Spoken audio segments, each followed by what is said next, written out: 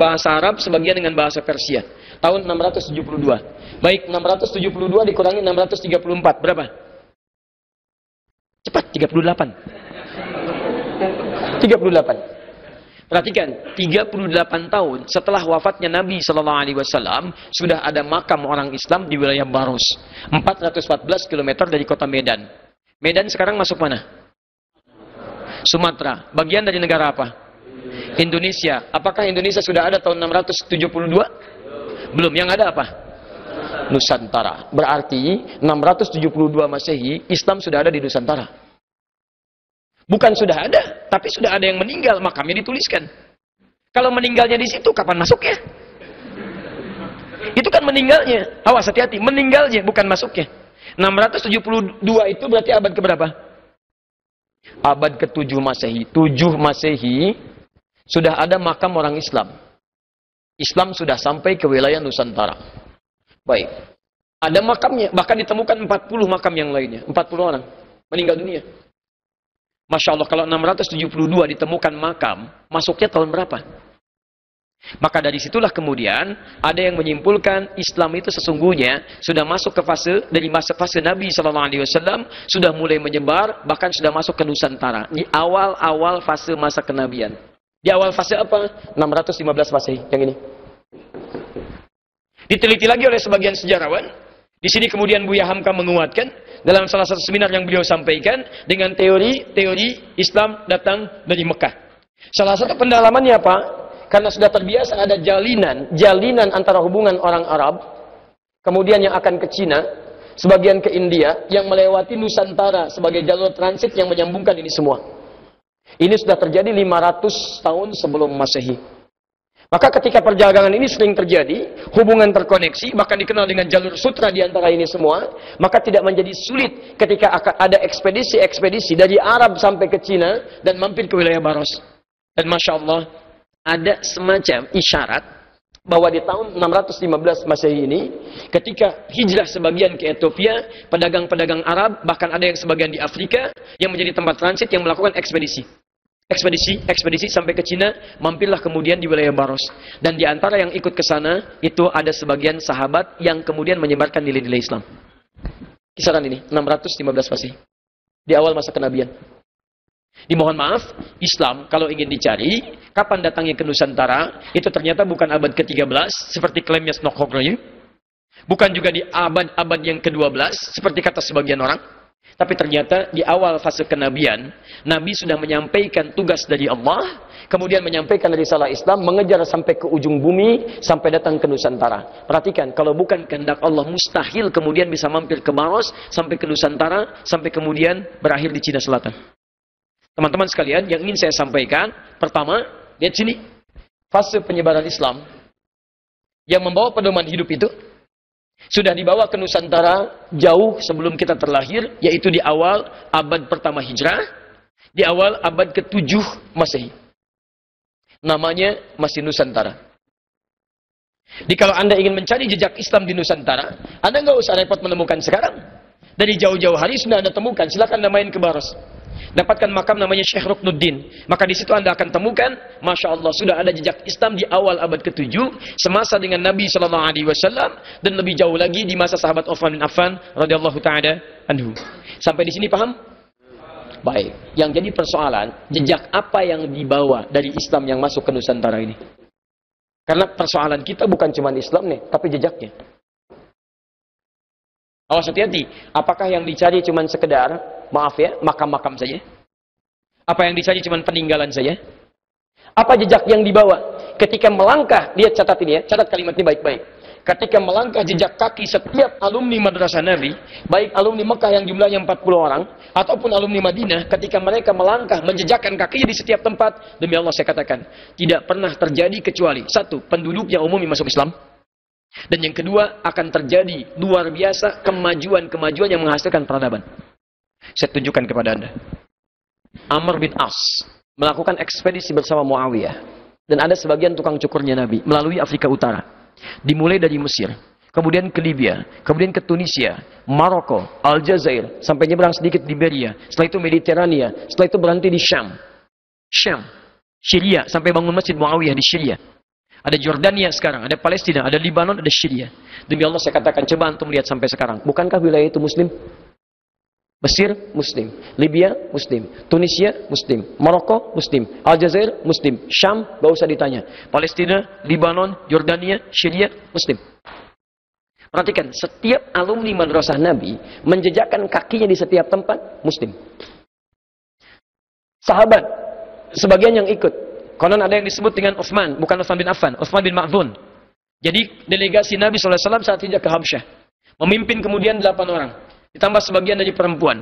Gelombang keduanya 80 orang. Nah saat itulah kemudian ada yang mengatakan terjadi ekspedisi sampai ke Laut Cina Selatan, mampir di Baros itu. Tapi tidak disebutkan siapa yang ikut itu. Di poin saya, satu orang ikut dari madrasah Nabi, cuman singgah di Baros, hasilnya Nusantara. Nusantara bukan Indonesia, lebih luas daripada Indonesia. Silahkan cek. Mindanao, Muslim. Thailand Selatan, Patani, Muslim. Brunei Darussalam, Muslim. Indonesia sekarang, Muslim. Cuman mampir, Muslim. Dan yang paling hebat, mereka mencapai masa keemasannya. Silahkan lihat. Bukankah mereka unggul di zamannya? Rempah-rempah didapatkan. Awas, sampai awal abad ke-15, ke-16, itu masih unggul. Sultan, sampai punya koin emas tersendiri. Punya koin emas, dan koin emasnya itu bukan koin emas biasa. Lafadznya kalimat asyhadu an la ilaha illallah, asyhadu anna muhammadar rasulullah. Ada semuanya. Ada semuanya. Kumpul. Menyebar. Muslim. Luar biasa. Nah, yang paling hebat, setiap generasi mampir ke setiap tempat di Nusantara, ini tinggal kemudian menikah. Ya, disebut dengan kampung Arab. Kampung Arab, padahal orang-orang Islam pertama kali datang. Ya, begitu datang, apa yang dilakukan? Mereka bukan sekedar membawa Islam sebagai agama, tapi membawa pedoman dalam kehidupan yang tadi. Sehingga antum bisa lihat setiap orang Islam datang ke setiap tempat, pasti ada pedoman kehidupan yang dipraktikkan, maju akhirnya. Maju.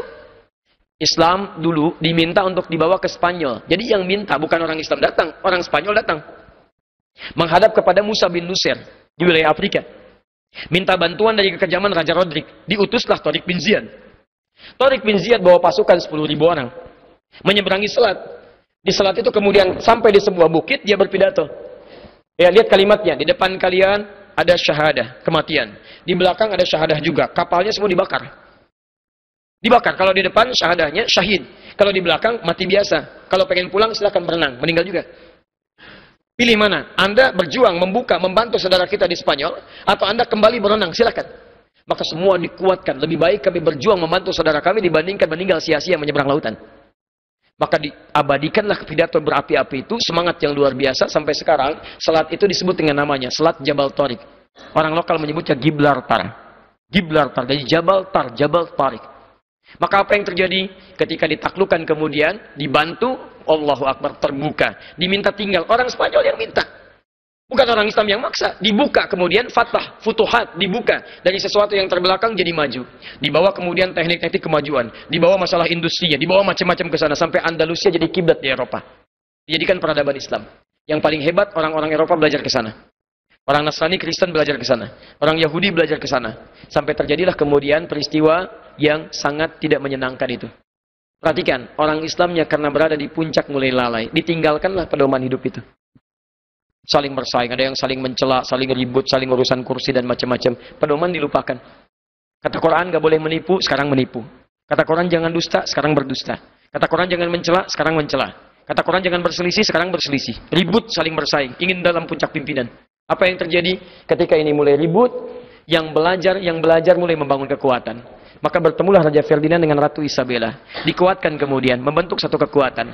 Maka terjadilah Inkuisisi, Perjanjian Tordesillas tahun 1492. Maka dikuasailah kemudian itu, diambil kemudian karya-karyanya, diterapkan dalam kehidupan mereka. Maka saat Islam meninggalkan pedoman hidup, orang Islam maksudnya, meninggalkan pedoman hidup, maka pedoman ini dibawa di barat, dipraktekkan oleh mereka. Majulah mereka. Dan ini mundur.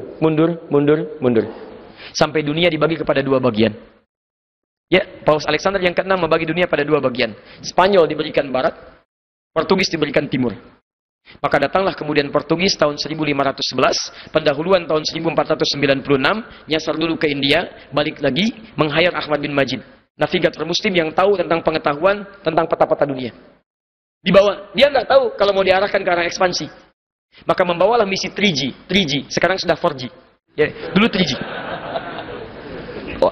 Gold, Glory, and Gospel. Tahun 1511 sampailah kemudian di Malaka. Lihat teman-teman sekalian, ketika Islam ditebarkan oleh orang-orang Islam yang dibawa semua pedoman kebaikan sampai maju. Sampai saking hebatnya, ini saya tunjukkan ya. Orang dulu kalau baca Al-Quran, yang dibaca bukan cuma huruf dan bacaannya, tapi dibaca maknanya, sampai menemukan penemuan tingkat tinggi.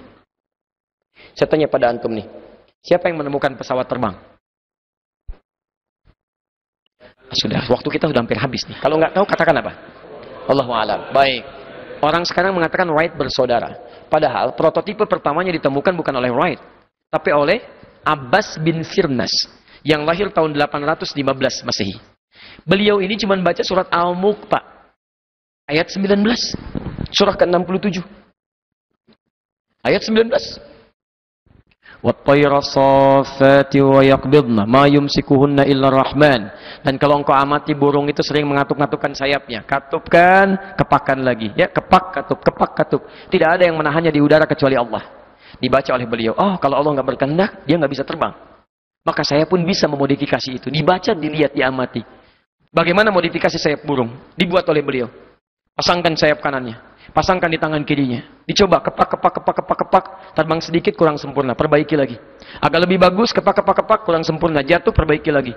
Setelah sudah semakin bagus, cari bukit yang lebih tinggi. Terbang. Masya Allah, terbang Pak. 20 meter. Betul, kemudian jatuh, meninggal. Ya. Tapi yang paling menarik, ketika berhasil menemukan itu, nanti setelah terjadi perjanjian Tordesillas, manuskrip dibawa ke Eropa, banyak dibawa ke Eropa, dibawa, ditemukanlah kemudian di masanya Wright bersaudara, dilihat, dikembangkan. Jadilah kemudian dimodifikasi jadi pesawat terbang di masanya. Tapi itu pun belum sempurna karena sayapnya masih ada crack, masih ada retakan. Kadang-kadang begitu terbang, meledak di udara. Siapa yang menyempurnakan? Allahu Akbar. Orang Islam lagi. Tapi berita baiknya bukan orang Arab, bukan orang Amerika, bukan orang Eropa. Orang Pare-Pare. Orang Indonesia. Ya, yang Profesor Dr. Baharudin Yusuf Habibie. Dan siapakah Pak Habibie itu? Masya Allah, dari kecil dididik untuk dengan berpedoman. Lihat orang tua beliau. Saya punya kumpulan biografi beliau itu. Ketika saya perhatikan, ini kan mirip betul dengan orang tua Imam An-Nawawi ketika mendidik anaknya. Sampai karakternya sejak kecil hampir mirip-mirip. Imam An-Nawawi itu susah kemudian dibawa main. Kalau dibawa main dipaksa, bisa nangis. Begitu keluar bawa kitab. Pak Habibie kecil demikian, dipaksa susah. Begitu keluar, setelah diantar, pulang. Berangkat, masuk, keluar lewat pintu depan, pulang lewat jendela kamarnya. Masuk lagi, belajar lagi. Mirip. Maka dalam kondisi ayahnya meninggal pun saat imamin sholat isya. Begitu sujud, meninggal, beliau masuk, gantikan. Nah perhatikan, orang baca surat Al-Mulk, ketemu pesawat terbang. Antum baca Al-Mulk berkali-kali dapat apa? Siapa penemu atom? Itu belajar apa sebetulnya? Ya. Baik, penemu atom sekarang disebut John Dalton. John Dalton penemu atom, Masya Allah. Padahal atom ditemukan, itu sebelum beliau lahir sudah ada. Sudah ada. Siapa yang menemukan? Namanya Jabir ibnu Hayyan, lahir tahun 810 Masehi. Bagaimana menemukannya? Membaca Quran. Quran surah Al-Hadid, surah ke-57. Begitu sampai ke ayat 25 sampai 26, Mu'anzalnal hadid, kami turunkan besi dari langit. Turunkan besi dari langit, dibawa besi. Dibawa ke rumahnya, laboratorium sederhananya. Dilihat oleh beliau, diturunkan sampai ketemu ke atomnya. Sampai ke titik atomnya, sampai dikenal dengan bapak kimia, Jabir ibnu Hayyan. Tahukah Anda, sampai sekarang, nomor atomnya atom dengan isotop yang paling stabil sesuai dengan nama suratnya. Silakan, atom itu kan besi, atom besi itu kan ferum. Rumusnya Fe, F besar, E kecil, Fe. Ferum, F besar, E kecil. Nomor atomnya 26. Isotop paling stabil ada 4, 55, 56, 57, 58. Di antara yang 4-nya yang paling stabil 57. Silakan lihat 57 surah ke-57, surah besi. Nomor atom 26 ayat 25 sampai 26. Isyarat apa itu? Yang nemukan orang Islam. Tapi poinnya bukan karena Islamnya, dia baca Al-Qur'an bisa menghasilkan ini. Antum baca Al-Hadid dapat apa? Orang sudah sepeda dipretelin jadi besi itu kan, Masya Allah. Habis. Ayo, coba lihat. Dulu begitu, orang lihat syair, kofiah, belajar. Orang Islam tidak begitu masuk Islam. Dulu, orang cuma praktekkan syair, nggak kenal ilmunya, nggak ada ilmu arud. Kenalnya cuma syair. Orang Arab itu luar biasa. Begitu melihat sesuatu, ingatannya kuat Pak. Saya akui itu, ingatannya sangat kuat. Tapi sekarang sudah mulai menurun. Hanya sedikit di antara mereka. Di Masya Allah, kalau lihat apapun itu seketika keunggulannya bisa bikin syiar. Imre el-Qais dulu, ya, 150 tahun sebelum Nabi dilahirkan. Imre el-Qais itu kalau melihat seseorang jalan, langsung bikin syair. Lihat ke lembah, ada orang sedang menghayati kekasihnya, langsung dia bikin syair. Kifa dzikra min dzikri habibin wa manzili bisaktili wa bainad dakhuli fahaumali. Al-Asma'i lihat burung bulbul, terbang-terbang begini, lompat-lompat di atas dahan, bawahnya sungai, seketika bikin syair. Sautus safiril bulbuli hayyaja qalbi thamiri al-ma'u wa zahru ma'a ma'a zahri lahzul muqali fa anta ya sayyidali wa sayyidi wa maulali fakam tayammuni ghuzailun uqayqali qatabtuhu min wadatin min sili hadha ar-rajuli faqala la la la la faqad ghada muharwili wa wal walad wali wailali faqultu la tuwalwili fabayinu lu'lu ali qalat law hina kadha in warazidul muqali kahatan ka kailali tabuli. Masyaallah. Paham antum? Saya aja enggak, apalagi antum. Itu kalimat makanya kata dulu para sahabat, termasuk Umar bin Khattab, termasuk Nabi menyampaikan, kalau Anda ingin mengetahui tentang masa-masa jahiliyah terjadi apa, Anda belajar dari syairnya. Karena orang jahiliyah itu begitu melihat sesuatu dibikin syair. Nah, syairnya itulah kemudian yang menjadi hikayat tentang peristiwa yang menyampaikan kepada kita apa yang terjadi di masa dulu. Kalau antum ingin tahu misalnya hari Jumat jam sekian di tempat ini terjadi apa, lihat syair orang Arab. Tapi ketika sampai di masa Islam, dibaca syair orang Arab itu bukan syair yang dihafalkan, tapi rumusnya yang keluar. Disebut dengan arud. Karena ketika mereka membuat syair, itu punya formula tersendiri. Dikeluarkan formulanya di masa Islam. Jadi ilmu arud. 16 bahar disebut dengan bahar. Ada bahar tawil. Tawilun lahudun al-bukhuri fadailu. Fa'ulun mafa'ilu. Ada rajas mustaf'ilun. Ada madid fa'ilatun. Dipraktekkan kemana? Yang dulunya cuma bikin syair, sekarang dipraktekkan untuk menguasai cabang keilmuan. Kalau Anda ingin belajar bahasa Arab, banyak kitabnya, ratusan buku, jilidnya, kelamaan belajarnya. Buat langsung dengan ilmu arud, 1000 bait saja. Baitnya dihafalkan, rumusnya dikuasai. Muncullah Alfiyah Ibnu Malik. Kalamuna lafdun musfidun kastaqim, ya, wasunafilun thumma harfunil kalim, wahiduhu kalimatun wal qawlu am. Ya, apa kalimatnya? Wahiduhu kalimatun wal qawlu am. Kemudian? Halo? Kalamuna lafdun mufidun kastaqim, wasunafilun thumma harfunil kalim, wahiduhu kalimatun wal qawlu am. Kemudian wa kalimatun biha kalamun qad yu'am bijali wa tanwini wan nida wa al wa musadin ismi tamyizun hasal bitafa'ati atat wa ya if'ali wa nunik balana fi'lun yanjali. Semua jadi pengetahuan. Ditarik ke Al-Qur'an jadi nazam syatibiyah, riwayat 7 riwayat sampai 10 riwayat nazam. Ditarik ke hadis jadi alfiyah hadisnya As-Suyuti. Menghafal hadis pakai syair, menghafal Quran pakai syair riwayatnya, menghafal kemudian bahasa Arab pakai syair. Jadi ilmu. Ketika kemudian dikalahkan orang Islam, ditarik ke barat jadi notasi, berubah jadi musik. Yang tadinya ilmu jadi musik. C D F G A B C G B C D F G D F G A B C D A B C D F G A F G A B C D E B C D F G A B F G A B C D A F G jadi gitar, jadi piano, jadi macam-macam. Ditarik jadi berubah. Orang Islam jadi ilmu, ditarik sekarang jadi musik. Semua dari Islam. Silakan cek. Orang baca sesuatu berubah. Di tipikal orang Islam itu ketika melihat sesuatu, manfaat muncul, kesejahteraan muncul, kebaikan muncul. Itulah ketika datang ke Nusantara, kemudian terjadi peristiwa. Datang Portugis, mulai kemudian merusak tatanan kehidupan itu. Dengan 3G-nya. Semua harus dikuasai. Tadinya berbagi. Ya, nggak ada masalah. Dengan Buddha, Sriwijaya nggak ada masalah. Dengan Hindu nggak ada masalah. Bahkan kemudian apa yang terjadi? Bisa masuk Islam, Pak. Cuman mendengar bacaan Quran, masuk Islam. Api sejarah halaman 148, posisi paling kiri di pertengahan. Saya ambil buku ini karena referensinya paling akurat ya. Menurut saya paling akurat karena banyak referensinya. Antum pernah dengar nama Prabu Siliwangi? Baik. Prabu Siliwangi, bentaran kekuasaannya di awal abad ke-14, di akhir abad ke-15. Itu beliau dari Banten sampai dengan ke awal Jawa, ujung Jawa. Kuasanya luar biasa, masih Hindu. Dan pemerintahannya, Masya Allah, ketika Islam masuk, itu nggak ada pertentangan, biasa aja. Ulama sudah ada, nyaman, tenang, biasa. Yang paling hebat, ketika sedang inspeksi, datang ke Karawang. Daerah Karawang. Ditemukan seorang perempuan, namanya Nyai Subang Larang. Sedang membaca Al-Quran. Nyai Subang Larang itu diantara muridnya Syekh Qura. Syekh Qura itu nama aslinya Syekh Hasanuddin. Ketika pulang dari Mekah, maka disebut Ummul Qura, maka disebut Syekh Qura. Bikin pesantren beliau di Karawang. Sampai sekarang masih ada pesantren Syekh Qura. Baik di antara muridnya namanya Nyai Subang Larang. Baca Al-Quran. Begitu dibaca, datang ini mendengar bacaannya, melihat siapa yang baca, seketika jatuh hati. Bukan jatuh kaki, hati. Masya Allah. Begitu dilihat, langsung mengajukan lamaran. Penguasa, raja, kaya, tampan, Masya Allah. Tiba-tiba anak antum dilamar. Kira-kira terima nggak? Kaya, tampan, penguasa, diterima nggak? Halo? Jangan dulu, lihat dulu. Ini kan bukan muslim. Oh, bukan pakai bukan muslim. Quran surah kedua, ayat 221. Lihat kalimatnya. Wala tankihul musyrikati hatta yu'minna. Wala amatun mu'minatun khairum min musyrikati walau ajabatkum. Jangan Anda menikahi perempuan-perempuan yang belum beriman. Orang Islam yang wajahnya biasa-biasa, itu lebih bagus daripada menikah dengan non-muslim tapi rupawan. Pilih mana? Pilih perempuan solehah tapi parasnya biasa, atau non-muslim tapi cantiknya luar biasa. Pilih mana? Nggak ada pilihan yang ketiga, nggak usah maksa. Nggak usah maksa. Nggak ada pilihan ketiga. Quran tidak memberikan pilihan ketiga. Itu ujian iman. Selalu pasti, saya yakin pasti pilih yang ketiga. Kalau bisa Ustaz cantik dan beriman.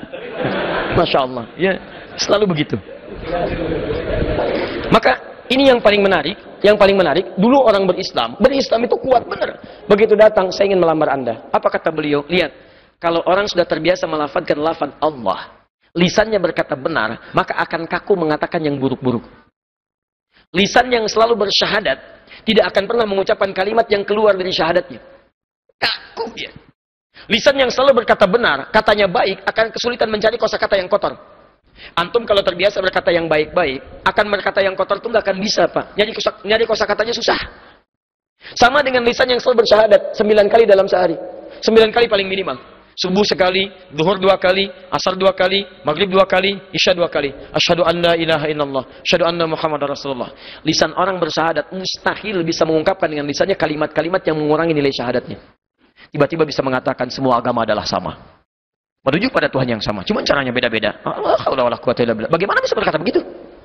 Lisan orang beriman yang mengucapkan syahadat mustahil bisa keluar. Susah. Mau menyebutkannya susah karena lisan ini selalu bersyahadat dalam kebaikan. Telunjuk yang menunjuk kepada Allah. Asyhadu an la ilaha illallah. Telunjuk tauhid itu tidak akan pernah digunakan untuk bermaksiat. Mustahil telunjuk ini bisa digunakan pada pena untuk tanda tangan proyek yang bermasalah. Tanda tangan yang bermaksiat, tanda tangan proyek yang tidak jelas, mustahil karena telunjuk ini selalu mengatakan asyhadu an la ilaha illallah, ilaha illallah, ilaha illallah. Orang yang mengatakan la ilaha menafikan Tuhan yang lain, menetapkan Allah, dan Allah itu bukan cuma nama Tuhan, ilahul ma'bud. Komitmen untuk menyembahnya. Menyembah itu taat aturan. Kata Allah jangan mencuri. Wailul lil mutaffifin. Celaka, celaka, celaka orang yang mencuri. Celaka. As-sariqu was-sariqatu faqtu aydiyahuma. Daripada tangan dipakai mencuri, potong aja. Saya enggak ridho kata Allah. Tiba-tiba telunjuk ini berbuat maksiat, mustahil. Kaki yang selalu melangkah pada kebaikan, mustahil bisa melangkah pada yang buruk. Kalau kaki antum selalu digunakan pada yang baik-baik, masuk masjid, digunakan dengan cara yang baik, wa ibadur rahmanil ladzina yamshuna 'alal ardi hauna, jalannya tenang, tidak pernah angkuh, wala tamshi fil ardi maraha, enggak mungkin bermaksiat. Begitu antum bermaksiat, kaki kaku. Enggak percaya, pulang dari sini, iseng-iseng pakai sendal orang. Iseng aja pakai. Begitu mau dipakai, itu kaki pasti akan kaku. Ini bukan punya saya. Tapi kalau antum tidak pernah gunakan pada yang baik, ini susah diaturnya. Begitu mau dipakai, itu bukan punya kamu. Bukan. Punya kamu yang itu tuh, lebih bagus lagi tuh. Yang ini tinggal aja. Nah ini sama. Maka lisannya karena sering dipakai dengan kebaikan, baca Quran, jadi ringan keluar kalimatnya. Anda harus masuk Islam dulu, katanya Yesus Banglarang. Masuk Islam dulu, baru saya ikuti. Ringan. Nggak ada apa-apa. Padahal di hadapannya seorang penguasa, tampan, punya kekuasaan, tapi kalimat itu kalau sudah lekat dengan Allah, nggak ada nilainya yang lain. Allah. Maka apa yang dikatakan dari sini? Begitu keluar, ya, saya masuk Islam. Tidak ada yang duga. Tidak ada yang duga. Masuk Islam, menikah dengan Nyai Subang Larang. Lahirlah kemudian 3 anak utama. Anak pertamanya disebut dengan Walang Sungsang. Ya. Mungkin lahirnya agak sedikit bermasalah ya. 1423. Yang kedua, lahir Rara Santang. Lahir tahun 1426. Yang ketiga, Raja Sengara. Begitu lahir melotot ya. 1427. Raja Sengara. Baik, yang paling menarik semuanya masuk Islam, jelas. Walang Sungsang berubah nama jadi Abdullah Iman. Abdullah Iman. Masya Allah. Perhatikan, ini begitu Islam masuk membawa pedoman kebaikan, jadi baik. Dengan Hindu nggak ada masalah. Dengan Buddha nggak ada masalah. Tiba-tiba masuk Islam dan berubah jadi kebaikan. Tiba-tiba apa yang terjadi? Ini yang mau saya tunjukkan. Ini berubah jadi Abdullah Iman. Kemudian ini Rara Santang berubah jadi Syarifah Mudaim. Syarifah Mudaim. Pergilah haji. Saat pergi haji itu, tiba-tiba setelah selesai mau kembali, datanglah seorang laki-laki yang melihat Syarifah Mudaim, kemudian jatuh hati, minta kepada kakaknya Abdullah Iman untuk melamarnya. Maka diizinkan menikahlah kemudian. Menikahlah Syarifah Mudaim dengan seorang laki-laki itu. Namanya siapa? Namanya Syarif Abdullah. Berasal dari Mesir. Maka diboyonglah ke Mesir. Saya simpan dulu di sini. Abdullah Iman kemudian pulang ke Nusantara. Bertemu lagi dengan bapaknya. Setelah pulang, Prabu Siliwangi punya gelar Pamanah Rasa, namanya Manah Rasa. Ditugaskanlah kemudian untuk membimbing daerah. Lihat, mulai membimbing sekarang. Daerah yang sangat kumuh, saking kumuhnya disebut dengan lemah wungkuk. Lemah wungkuk. Lemah wungkuk. Masya Allah. Di sini ada campuran-campuran etnis. Dari ada Arabnya, ada Cinanya, ada kemudian orang lokalnya. Dan nggak ada masalah. Begitu orang Islam datang, ditata jadi bagus. Oh, mereka campuran. Dalam bahasa lokal disebut dengan caruban. Caruban yang bercampur. Pekerjaan utamanya ngambil udang. Yang ambil udang kecil, dibikin kemudian terasi.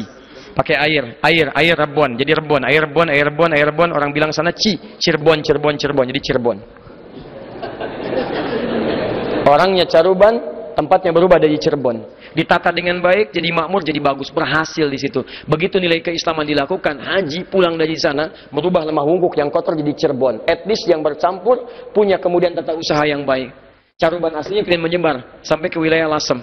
Antum kalau nanti dari Semarang, belok ke Demak, Demak ke Kudus, Kudus ke Pati, Pati ke Rembang, ke Lasem.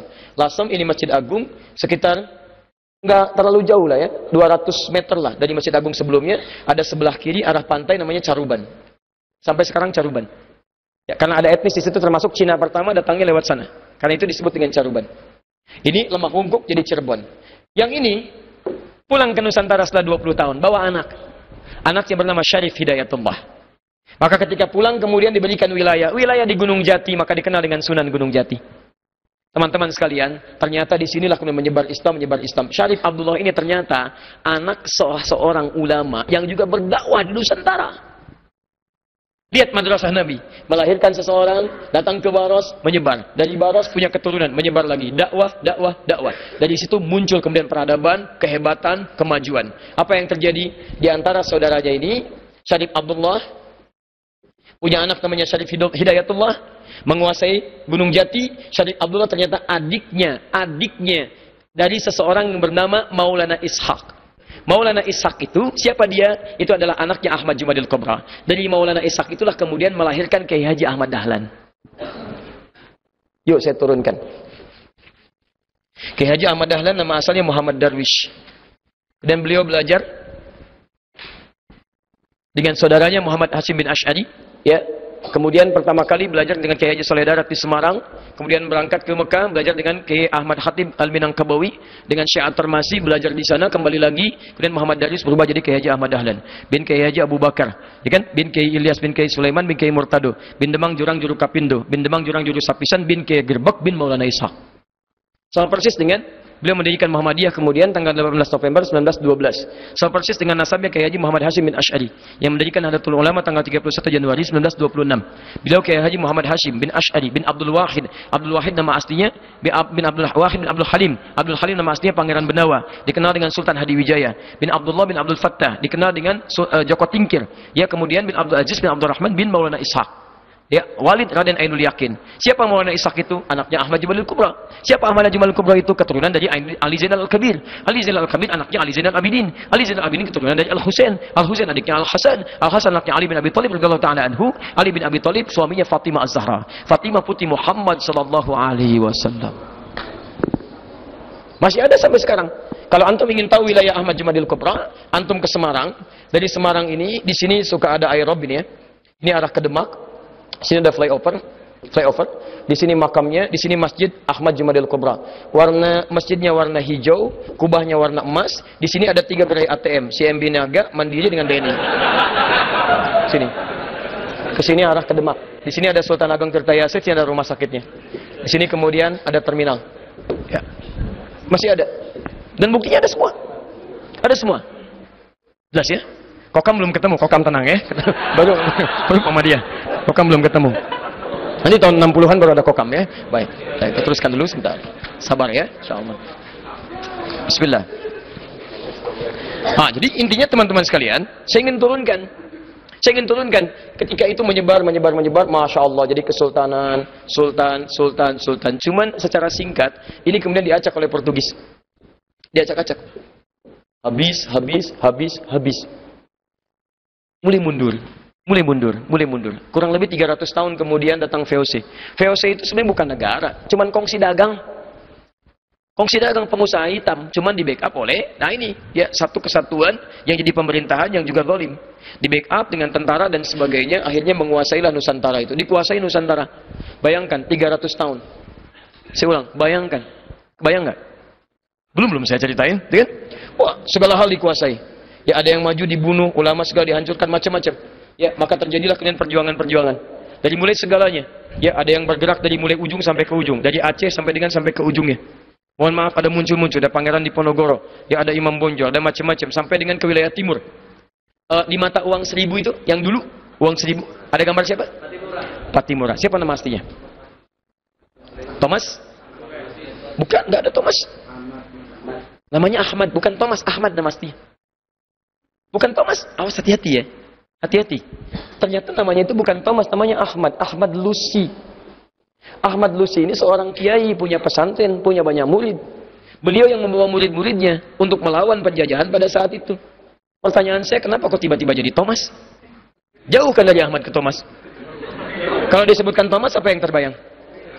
Oh, jangan dulu ke situ. Thomas itu banyak, ada kereta-keretaan, ada mobil-mobilan, ada badminton, ada macam-macam. Ya, tapi umumnya orang akan berpersepsi lain. Kalau Ahmad gak ada yang lain. Disebutkan Ahmad, apa yang terbayang? Sudah gak ada yang lain kecuali Muslim. Satu kali disebutkan di Quran, surah ke-61 ayat yang ke-6, paling kiri sebelah atas. Min ba'dismu Ahmad, gak ada yang lain. Kok tiba-tiba jadi Thomas? Ini. Antum bisa bayangkan siapa yang bikin sejarah? Dan yang paling hebat adalah setia ini berjuang 300 tahun, gak berkembang. Apa yang terjadi? Di sini titik yang mau saya sampaikan sampai ketemu Indonesia. Ya, sampai kemudian di akhirnya berbentuk hal-hal kebaikan-kebaikan dengan segala sinergitas sampai ke Kokam, sampai saya ke sini berakhir, ya. Nah, sekarang lihat sini. Bismillah. Api sejarah halaman 347, posisi paling kanan di sebelah bawahnya. Lihat sini. Setelah semua berjalan dengan luar biasa dahsyatnya, kumpullah kemudian beberapa orang soleh, terkhusus 4 orang.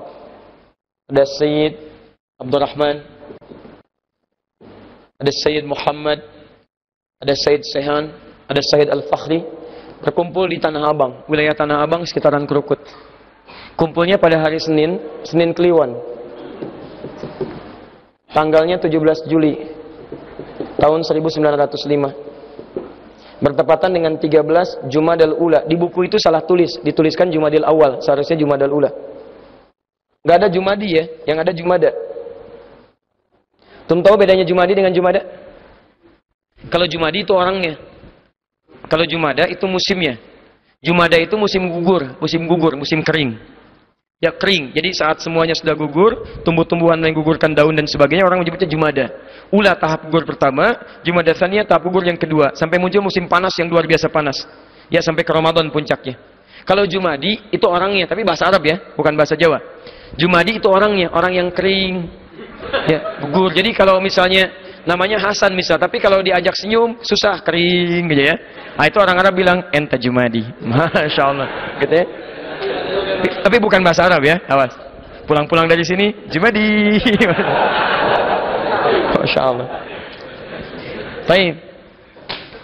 13 Jumadal Ula tahun 1323 Hijrah. Maka berkumpullah kemudian 4 ulama ini dirumuskan. Kita mau sampai kapan begini? Kita kehilangan pedoman ini karena terpecah-pecah. Maka mereka kumpul berinisiatif untuk mengembalikan pada pedoman utama, hudan tadi. Apa yang salah dari kita? Setelah sebelumnya Jakarta juga pernah belajar dari peristiwa Jakarta. Sebelumnya kan Batavia dikuasai oleh Portugis. Siapa yang mengalahkan itu? Bukan Syarif Hidayatullah. Bukan. Namanya Fathullah. Orang lokal menyebutnya Fatahillah. Portugis menyebutnya Faletehan. Siapa Fatullah itu? Beliau adalah menantu Sunan Gunung Jati. Sunan Gunung Jati, Syarif Hidayatullah punya satu putra, satu putri. Putra pertama bernama Muhammad, putrinya yang kedua itu menikah dengan Fathullah yang berasal dari Parsi, Samudra Pasai. Ya, dari Samudra Pasai. Beliau datang, jadikan menantu, panglima perang yang luar biasa, taat kepada Allah Subhanahu wa taala. Dan saat datang kemudian ke wilayah Gunung Jati, di Batavia sedang dikuasai, maka diminta untuk berjihad membebaskan Batavia. Dipimpin pasukan, wudu, kemudian sholat, berdoa kepada Allah Subhanahu wa taala. Berangkat pasukannya sehingga bertempur di sana, dan alhamdulillah dengan izin Allah tanggal 22 Ramadan. Ya, tahun 923 Masehi, ya pada saat itu. 923 Hijriah, maaf. 923 Hijriah. 22 Ramadan, bertepatan dengan 22 Juni tahun 1527. Maka dikalahkan Portugis dari situ, digantilah kemudian namanya dari Batavia menjadi nama syukur kepada Allah. Karena itu dibuka oleh Allah, dibuka disebut dengan Fatah, dikembalikan ke surah 48 ayat pertama. Inna fatahna laka fatham mubina. Kami yang buka, bukan kamu yang dengan kehebatan kamu. Kalau bukan dengan izin Allah, bagaimana bisa tombak menghancurkan dan mengalahkan pasukan-pasukan dengan senjata yang lebih bagus, modern. Maka dikatakan inna fatahna laka fatham mubina. Diambillah kemudian Batavia diganti Fatham Mubina. Fatham Mubina dalam bahasa lokal disebut dengan Jayakarta. Jayakarta. Disingkat jadi Jakarta. Makanya Jakarta itu sampai sekarang hari ulang tahunnya, hari jadi kota Jakarta sama persis ketika dibebaskan oleh Fathullah. 22 Juni 1527. Setiap tanggal 22 Juni hari lahir kota Jakarta. Lahir, artinya sebelumnya belum lahir. Belum ada. Siapa yang mengadakan itu? Allah. Di tangan siapa? Orang Islam. Datang orang Islam, jadi Jakarta. Allahu Akbar. Jelas ya? Baik, jadi teman-teman sekalian, ini nggak ada kaitan dengan masa-masa yang lain-lain ya. Kita hanya ingin sampaikan sejarah membuktikan bahwa ketika orang Islam ada dimanapun selalu memberikan kebaikan, termasuk untuk bangsa ini. Hati-hati, jadi kalau ada yang tidak baik dari orang Islam akan berpengaruh kepada bangsa kita. Antum jadi lebih baik, Allahu Akbar. Negara ini akan makmur, sejahtera, bagus luar biasa. Karena nggak cukup dengan amin, kita kembalikan dulu, lihat. Ke sini. Ya. Nggak akan pernah ada di Quran kalimat-kalimat yang menjadikan seorang mukmin jadi perilaku buruk. Silakan cek. Begitu menandang, matanya harus yang baik-baik. Jadi kalau semua orang beriman, di negeri ini semua orang beriman, Allahu Akbar. Jangankan tangan, mata aja nggak akan lihat yang nggak baik. Quran surah 24 ayat 30. Qul lil mu'minina yaghuddu min absarihim. Katakan pada pria beriman, matanya hanya boleh lihat yang baik-baik. Nggak baik, palingkan. Maaf ya, gudul basar itu bukan nggak boleh lihat. Lihat, tapi ketika yang dilihat itu nggak baik menurut Allah, palingkan. Bukan nggak boleh lihat. Saya dulu di Monjali tahun 2002 melihat seseorang pakai sepeda, Pak. Ya di jalan raya tuh di pinggir. Ke bawah aja begini. Ya, ke bawah begini. Ketika ditanya kenapa, gudul basar. Masya Allah. Hati-hati kan di depan ada mobil, ada apa dan sebagainya kan. Antum kalau mau lihat aja, begitu tidak baik antum palingkan. Lihat reklame, pandangannya tidak bagus, palingkan. Lihat handphone, gak bagus gambarnya, palingkan. Dan Masya Allah, semakin cepat dia berpaling, semakin menunjukkan imannya kuat. Istighfar, lisannya beristighfar, matanya memalingkan. Quran surah ketiga, 133. Wasari'u ila maghfirah, bergegas untuk istighfar. Begitu anda jalan, lihat tayangan ini gak bagus, astagfirullah, palingkan. Lihat aurat terbuka, astagfirullah, palingkan. Cepat seketika. Dan semakin cepat, semakin menunjukkan tingkat iman luar biasa. Semakin lambat, iman bermasalah. Astagfirullah. Masya Allah. Ada masalah iman gitu kan? Nah, lihat sini. Jadi kalau semua orang Islam itu bagus, lisan gak boleh dusta. Lihat wailul lil mukadzibin, celaka orang dusta. Ya ayyuhalladzina amanu la yaskhar qaumin qaum. Hei orang-orang beriman, jangan saling mencela. Kalau semua orang di bangsa ini beriman, Allahu Akbar, jangankan dusta nyela aja enggak ada. Jadi kalau ada orang mengaku beriman saling cela, ada masalah dalam imannya. Awas menipu, ada masalah. Apalagi bunuh orang, mustahil. Orang beriman mustahil. Kalau dia hafal betul taruhannya dahsyat. Quran surah keempat An-Nisa, ya. Dahsyat sekali. Ayat 92 sampai 93-nya. Teman-teman sekalian, lihat kalimatnya. Wa may yaqtul mu'minan muta'ammida. Lihat 92-nya. Siapa yang sengaja merencanakan pembunuhan pada satu orang saja, apalagi dia orang beriman, fajaza'uhu jahannam. Taruhannya neraka jahannam. Wa ghadiballahu alaihi. Allah murka kepada dirinya. Wa la'anahu, dilaknat dia. Wa a'adda lahu 'adzaban 'azima, dan dijanjikan siksa 2 kali lipat, berkali-kali lipat. Pertanyaan saya, orang beriman mana yang sehat yang ingin masuk neraka jahanam? Ini mustahil ada orang beriman tembak orang, bunuh orang dan sebagainya, bikin bom ini tembak. Nggak ada. Nggak ada ketentuan jihad juga seperti itu, tembak bunuh orang sembarang, nggak ada. Ada ketentuan yang benarnya, nggak sembarangan. Ini mustahil ada orang beriman tiba-tiba menghabisi orang lain, mustahil. Taruhannya neraka jahanam. Antum masih ingat bom di Jalan Tamrin dulu? Saya dari kejadian itu saya ke Lampung. Di Lampung langsung ada pertanyaan, Ustaz, apakah bom di Jalan Tamrin termasuk jihad fisabilillah? Astagfirullah. Saya bilang, Pak, sependek pengetahuan saya, jihad fisabilillah itu jihad di jalan Allah, bukan di Jalan Tamrin. Kaidahnya lain. Antum bayangkan kalau kita ini lisannya baik sampai ke ujung kaki, Masya Allah. Demi Allah saya katakan, indah, polisi dibantu, tentara dibantu, ringan tugasnya tuh. Ringan, kayak nggak ada pencurian, nggak ada yang dusta, nggak ada yang macam-macam. Jadi kalau orang Islam dimanapun ada, yang nggak usah khawatir, nggak usah takut. Nggak akan ada apa-apa, yang ada kemakmuran. Yang paling hebat, kumpul 4 orang ini. Dibicarakan. Akhirnya sepakat mereka, kita bikin pendahuluan. Pertama, kita lemah dalam koordinasi. Bikin jam'iyah, jam'iyatul khair. Jamiatul khair. Rencana pertama, kita silaturahim. 6 tahun kemudian. Sambil mencari guru. Gurunya langsung cari dari Arab, yang paling bagus.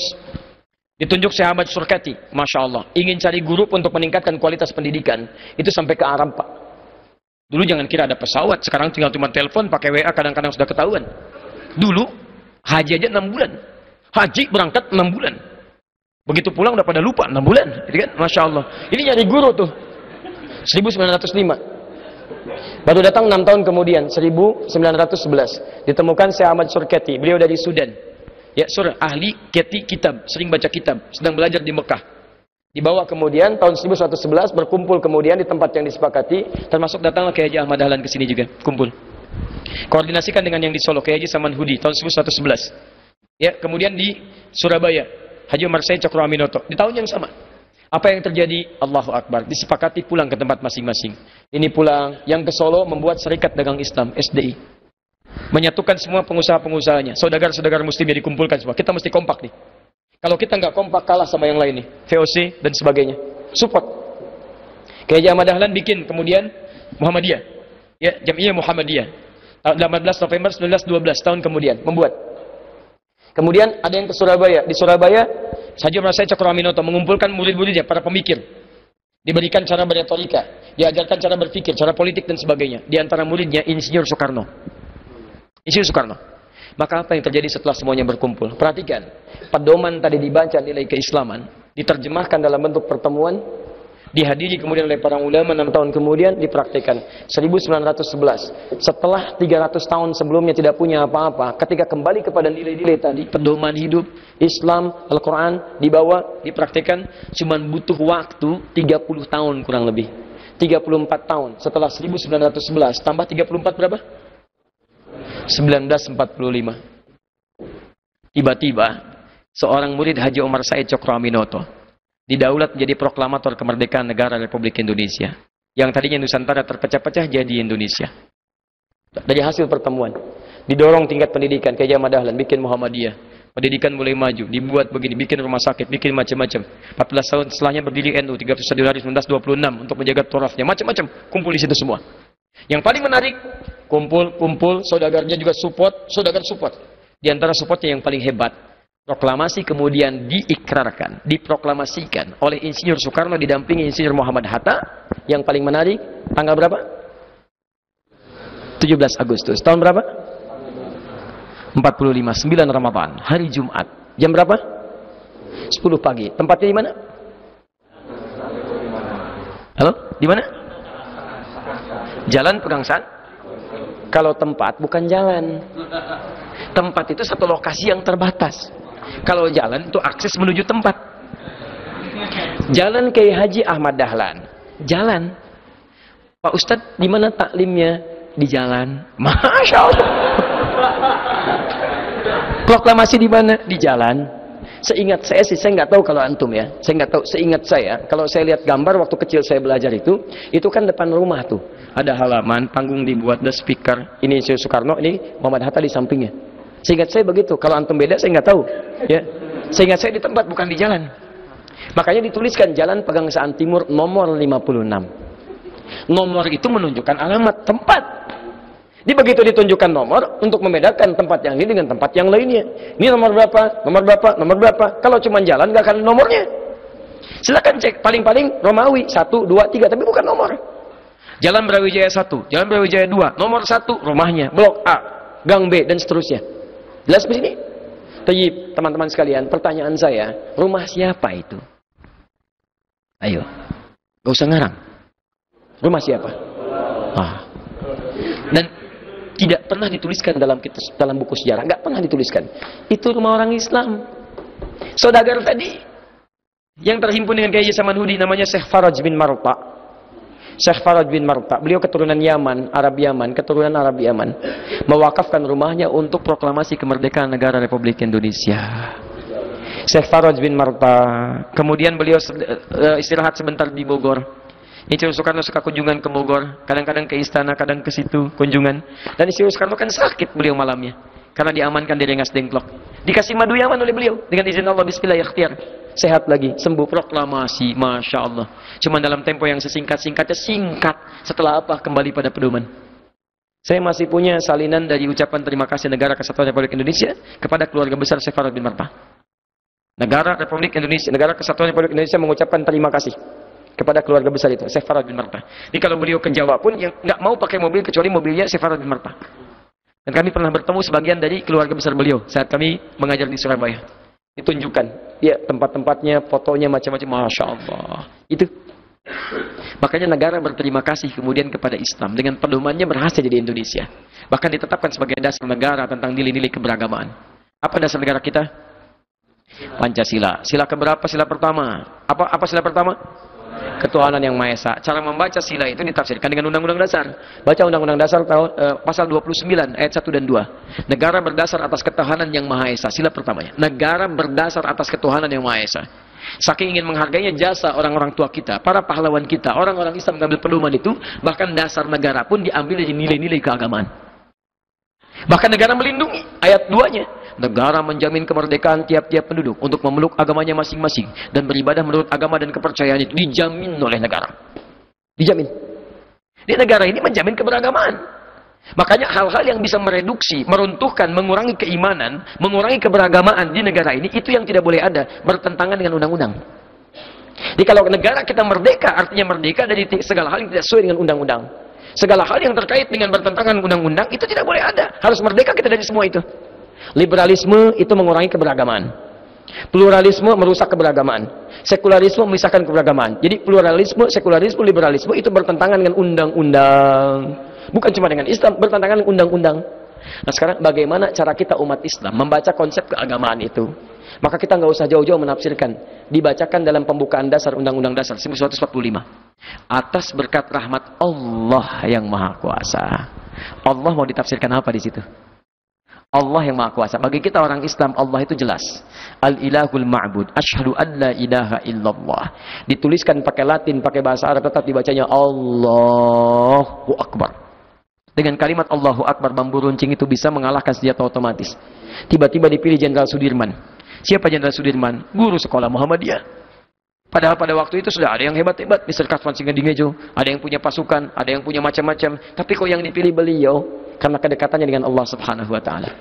Punya cuma setengah paru-parunya. Berjuang luar biasa dengan kalimat tauhidnya. Pedoman dikeluarkan jadi bertahan. Terwujud Negara Kesatuan Republik Indonesia. Jejak Islam di Nusantara bukan sekedar menghadirkan jejak tapak-tapak tilas dalam bentuk-bentuk museum, bentuk-bentuk bangunan, bentuk-bentuk peninggalan. Tapi jejak itu lebih kepada pedoman-pedoman yang harus kita lestarikan. Dengan pedoman itulah lahir Negara Kesatuan Republik Indonesia. Dengan pedoman itulah kemudian dipraktekkan nilai-nilai kebaikan. Sekarang tugas kita mengisi kemerdekaan yang tinggal hanya dalam hitungan hari kita mendapati hari-harinya. Maka kita harus kembali kepada pedoman itu. Coba lihat lagi. Cukup bagi kita menjadi orang beriman yang hadir di Indonesia. Dengan jadi orang beriman, maka mata kita akan baik, telinga kita baik, mulut kita baik, belajar kita semangat, dan kita bisa mengisi kehidupan di muka bumi, khususnya Indonesia ini dalam kebaikan. Silakan antum lihat ya, semua father funding kita, ketika mereka mempraktekkan nilai-nilai ini, hebat Indonesia dikenal. Antum kenal Kiai Haji Agus Salim?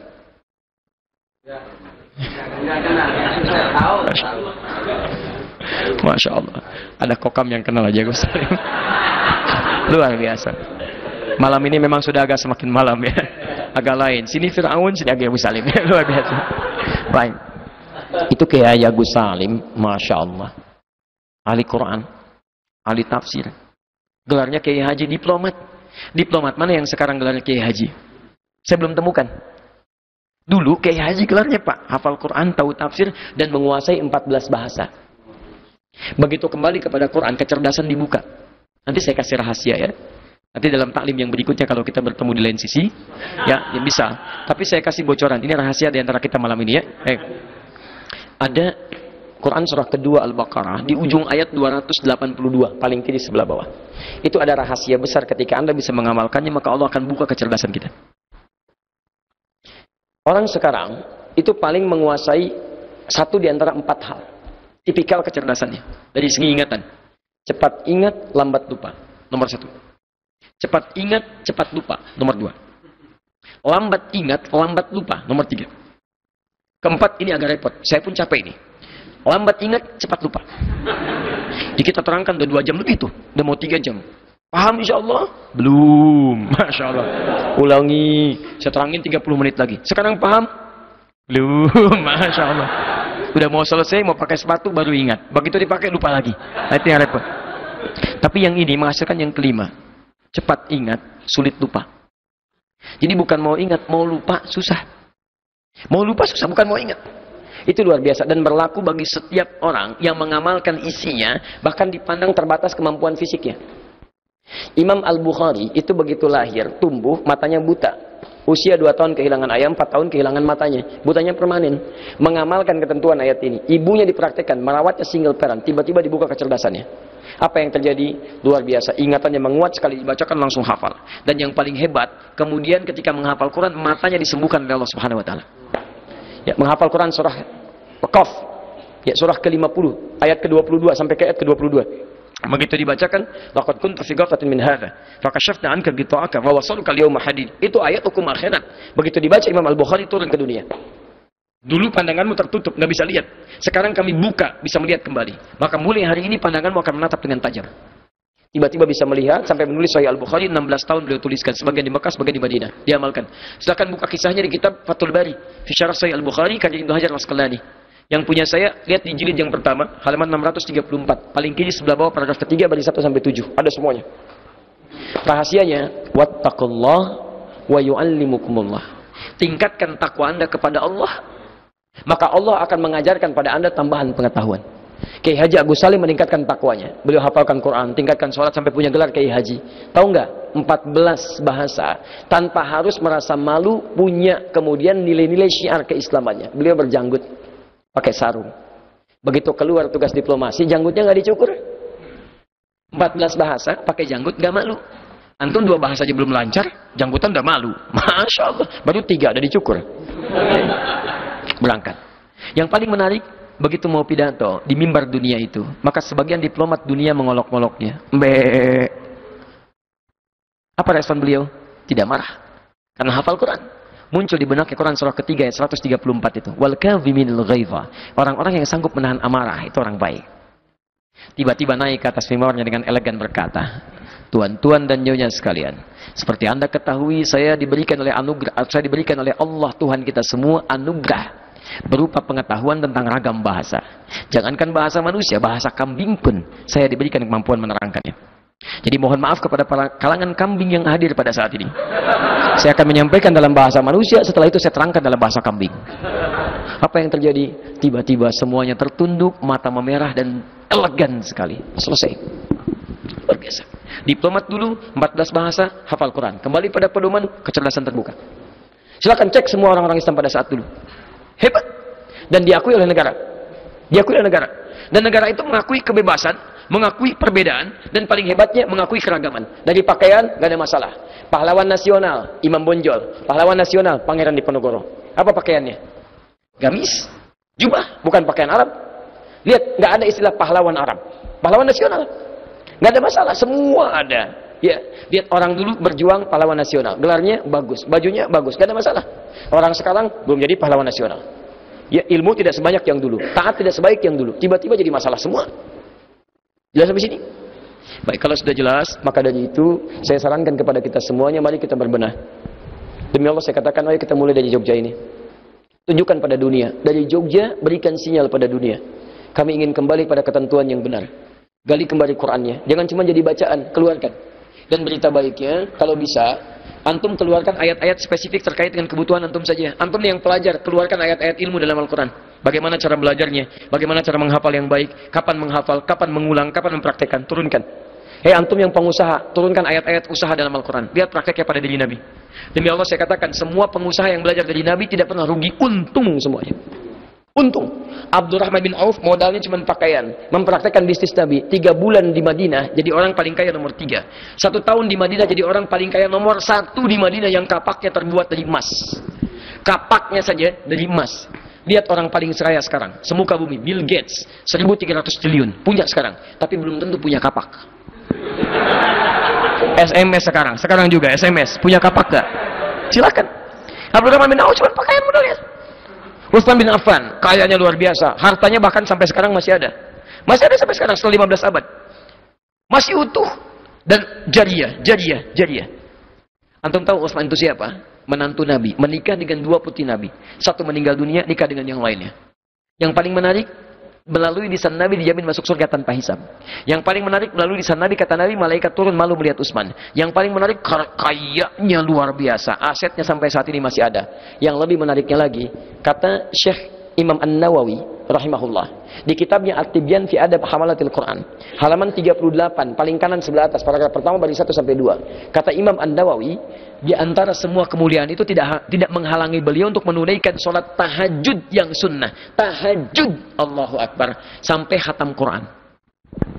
Sibuk, bisnisnya kuat, kaya luar biasa, semua segala-gala melekat pada dirinya, tapi masih menunaikan tahajud bahkan sampai khatam Quran. Jangankan fardu, sunnah nggak ditinggalkan. Antum sesibuk apa sih? Dibanding Utsman, antum bukan sahabat. Sahabat bukan, tabi'in bukan, nggak pernah menikah dengan putri Nabi. Surga belum jelas, amalan berantakan, hisab menegangkan, malaikat turun, belum tentu malu lihat antum. Jangankan tahajud, ya Allah, salat fardu ketinggalan. Tapi cita-citanya lebih daripada Utsman. Kalau bisa Ustaz masuk surga Firdaus tanpa hisab. Antum sehat. Susah. Sekarang sudah ketemu ya? Jejaknya sudah ada. Baik, di Nusantara sudah ada, NKRI-nya sudah ketemu, tinggal sekarang kembali kepada kita, apa yang mau kita sikapi dari itu semua. Pilihan ada pada kita. Silahkan mulai kita coba, nanti bedakan rasanya, rasakan bedanya, dan pasti insya Allah terasa bedanya. Ya, ada kebaikan pada diri kita semua. Yuk, saya tidak menginginkan ada hal-hal yang buruk terjadi. Ya, paling minimal setelah taklim ini. Buktikan. Islam mengajarkan disiplin, rapi-rapi. Pulang dari sini, tolong jangan berikan kekacauan pada orang lain. Yang rapi, yang bersih, tunjukkan bahwa Islam itu indah, pedoman kita rapi, berikan senyuman, berikan kebaikan dan sebagainya. Itu indah. Ya, saya tidak menginginkan hal-hal yang tidak baik. Mau ke taklim, pakai motor, kencang-kencang, kena polisi. Panggil, lewat lampu merah. Sini, kenapa Pak? STNK mana? Ada. SIM ada. Ada Pak. Tahu ada lampu merah? Tahu Pak. Kenapa lewat? Saya tidak tahu ada Bapak. Kadang-kadang. Orang taklim tidak. Orang taklim tidak. Ya. Baik. Sebentar. Apakah makna khilafah dalam arti? Sebentar, saya tanya dulu. Jelas tidak? Paham insyaallah? Baik. Antum yakin dengan Quran? Siap mengamalkan? Siap mengamalkan? Baik, saya uji dulu. 1. Quran surah kelima Al-Maidah ayat 100 sampai 101. Yakin dengan Quran? Siap mengamalkan? Baik, saya bacakan. Ya ayyuhalladzina amanu, hai orang-orang yang merasa punya iman. Kalau antum merasa punya iman, ayat ini berlaku buat antum. Kalau tidak merasa punya iman, maka nggak usah dipikirkan. Bukan berlaku buat antum.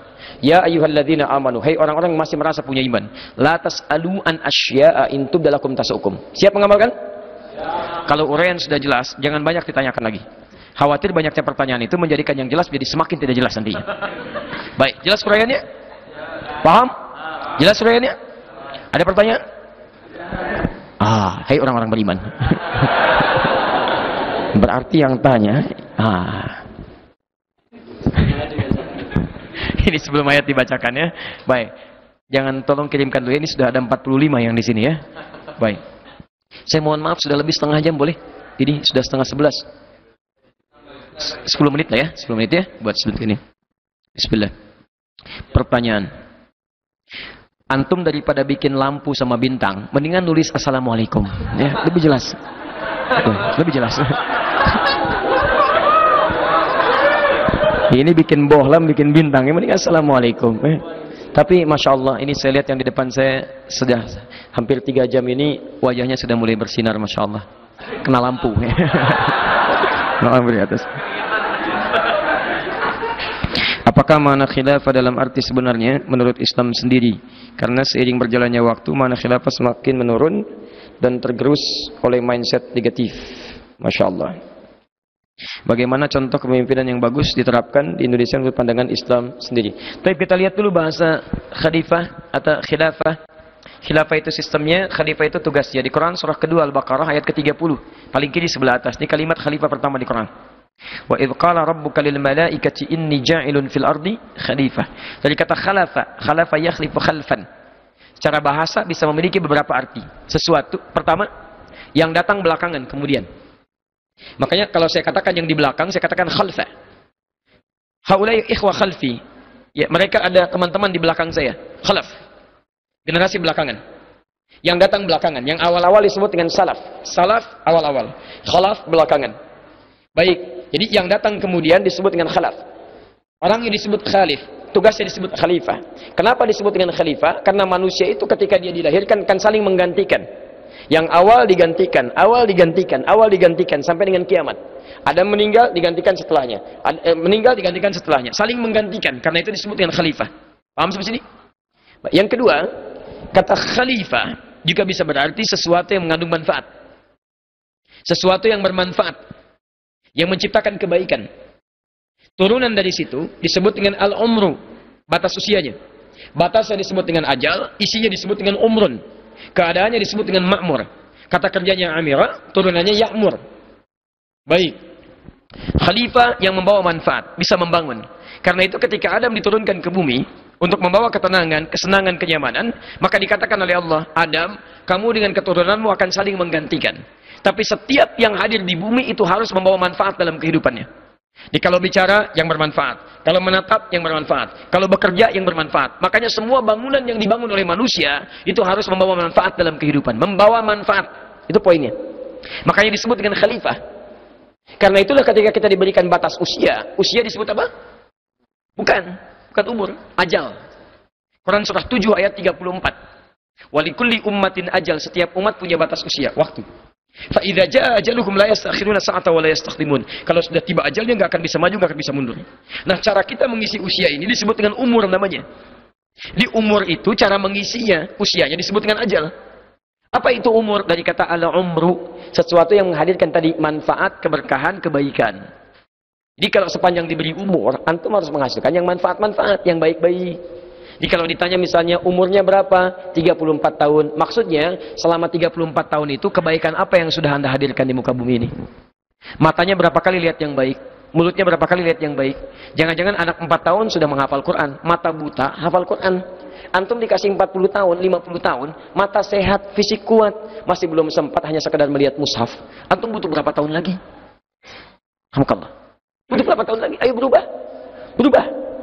Jadi kalau antum sudah mendapatkan kebaikan, Masya Allah. Maka ketika pulang, enak. Dulu kami punya kawan namanya Ahmad Muzammil. Semoga Allah menyayangi beliau. Beda usia dengan saya kisaran 5-6 tahun lah. Saya sekarang 33, mungkin beliau 38. Tapi sudah meninggal dunia. Kami mengasuh pesantren dengan nama yang sama. Saya dulu waktu pertama kali dari Libya ke Indonesia, mengasuh pesantren Al-Hikmah. Di Lebak Bulus, itu untuk penghafal Quran. Mahasiswa yang tinggal di sekitaran Jakarta Selatan. Supaya tidak tinggal di tempat yang kurang-kurang baik, ditampung di situ, gratis, menghafal Quran, dan Masya Allah. Ya, belajar di sekitaran Jakarta Selatan. Beliau Ahmad Muzammil, Allahu Akbar, mengasuh Al-Hikmah juga. Fokusnya tahsin. Tahsin. Saking sayangnya Allah kepada beliau, kisaran 2-3 tahun lalu. Bulan Sya'ban, ba'da subuh, setelah sholat subuh. Gak dapat Ramadan. Ya ayat Tuhan nafsul mutmainnah. Irji'i ila rabbika radiyatan mardiyah. Wah, Ahmad Muzammil, pahala kamu sudah banyak. Setiap orang tahsin kamu dapat pahalanya. Gak setiap tahsin pahala mengalir, pahala mengalir. Setiap baca Quran 1 huruf 10 kebaikan. 10 kebaikan, 10 kebaikan. At-Tirmidzi dalam hadis 2910. Man qara'a harfan min kitabillah falahu asyru hasanat. Siapa yang baca 1 huruf dari kitabullah, 10 kebaikan mengalir bagi dirinya. Setiap tahsin dapat, sudah, kamu pulang. Adi Hidayat masih banyak dosanya, masih banyak kesalahannya. Dapat Ramadan dia, kamu tidak, pulang. Cuma dikasih bersin 2 kali. Hadsi. Ya ayat Tuhan nafsul mutmainnah. Indah pulangnya. Ahmad Muzammil bersin 2 kali, meninggal. Antum bersin berkali-kali tadi belum meninggal juga tuh. Tapi yang paling menarik adalah dia Kebaikan banyak ditenun, mata melihat yang baik, mulut mengucapkan yang baik, kaki kepada yang baik. Itu umur namanya. Kerjanya baik, pada orang tua baik, pada pasangan baik, pada anak baik, pada segalanya baik. Jadi teman-teman sekalian, kalau ditanyakan kepada antum, apa artinya khalifah? Khalifah itu adalah pesan-pesan kehidupan yang menjadi tugas kita, misi kita saat di dunia untuk menampilkan banyak kebaikan-kebaikan. Wujudnya dua, ada kebaikan spiritual dalam wujud ibadah ritual, ada kebaikan sosial dalam hubungan muamalah dengan makhluk. Kebaikan ritual diukur berdasarkan takwa antum hubungan dengan Allah. Kebaikan sosial diukur berdasarkan takwa antum dengan makhluk. Makanya ketika disebutkan takwa di Quran sebanyak 115 kali, dibagi dua bagian.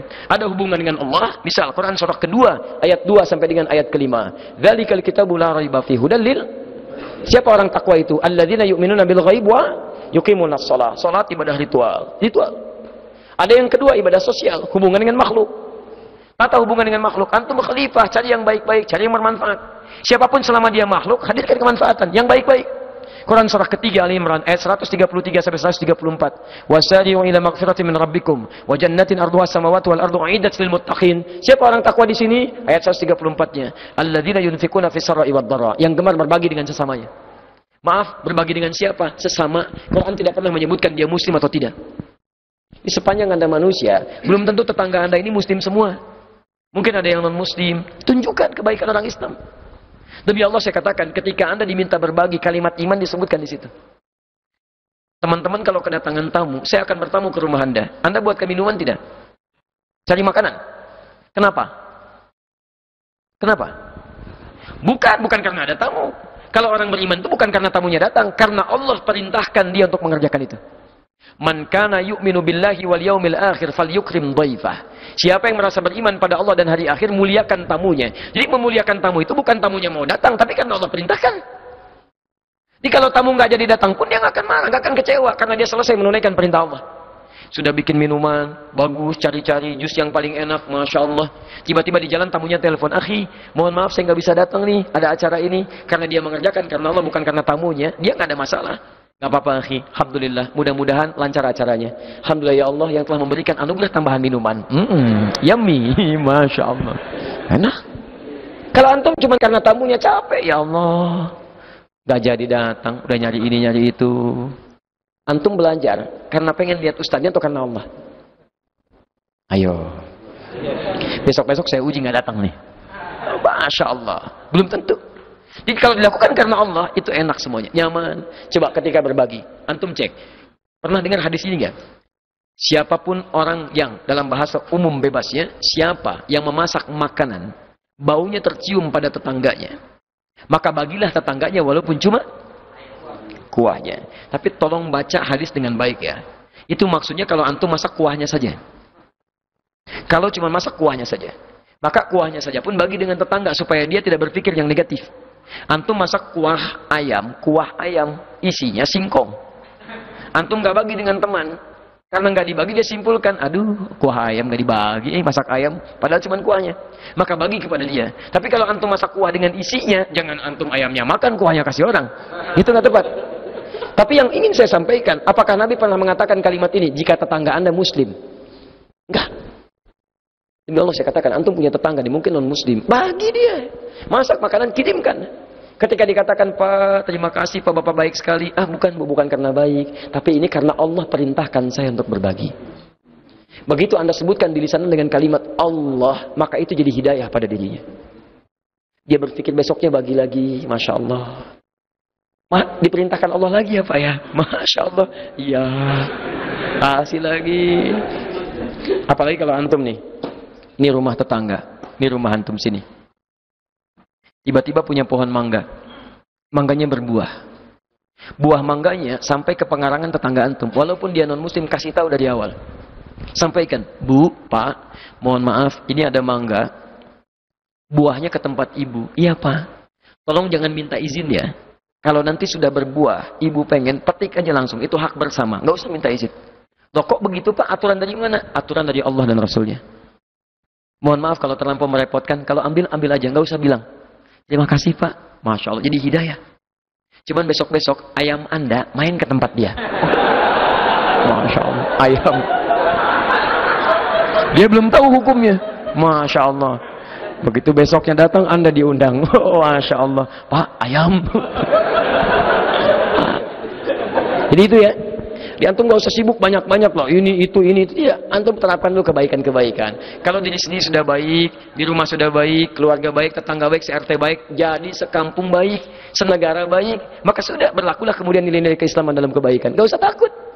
Selesai. Jelas ya? Baik, dan gak usah merubah macam-macam. Sudah jadi jalani.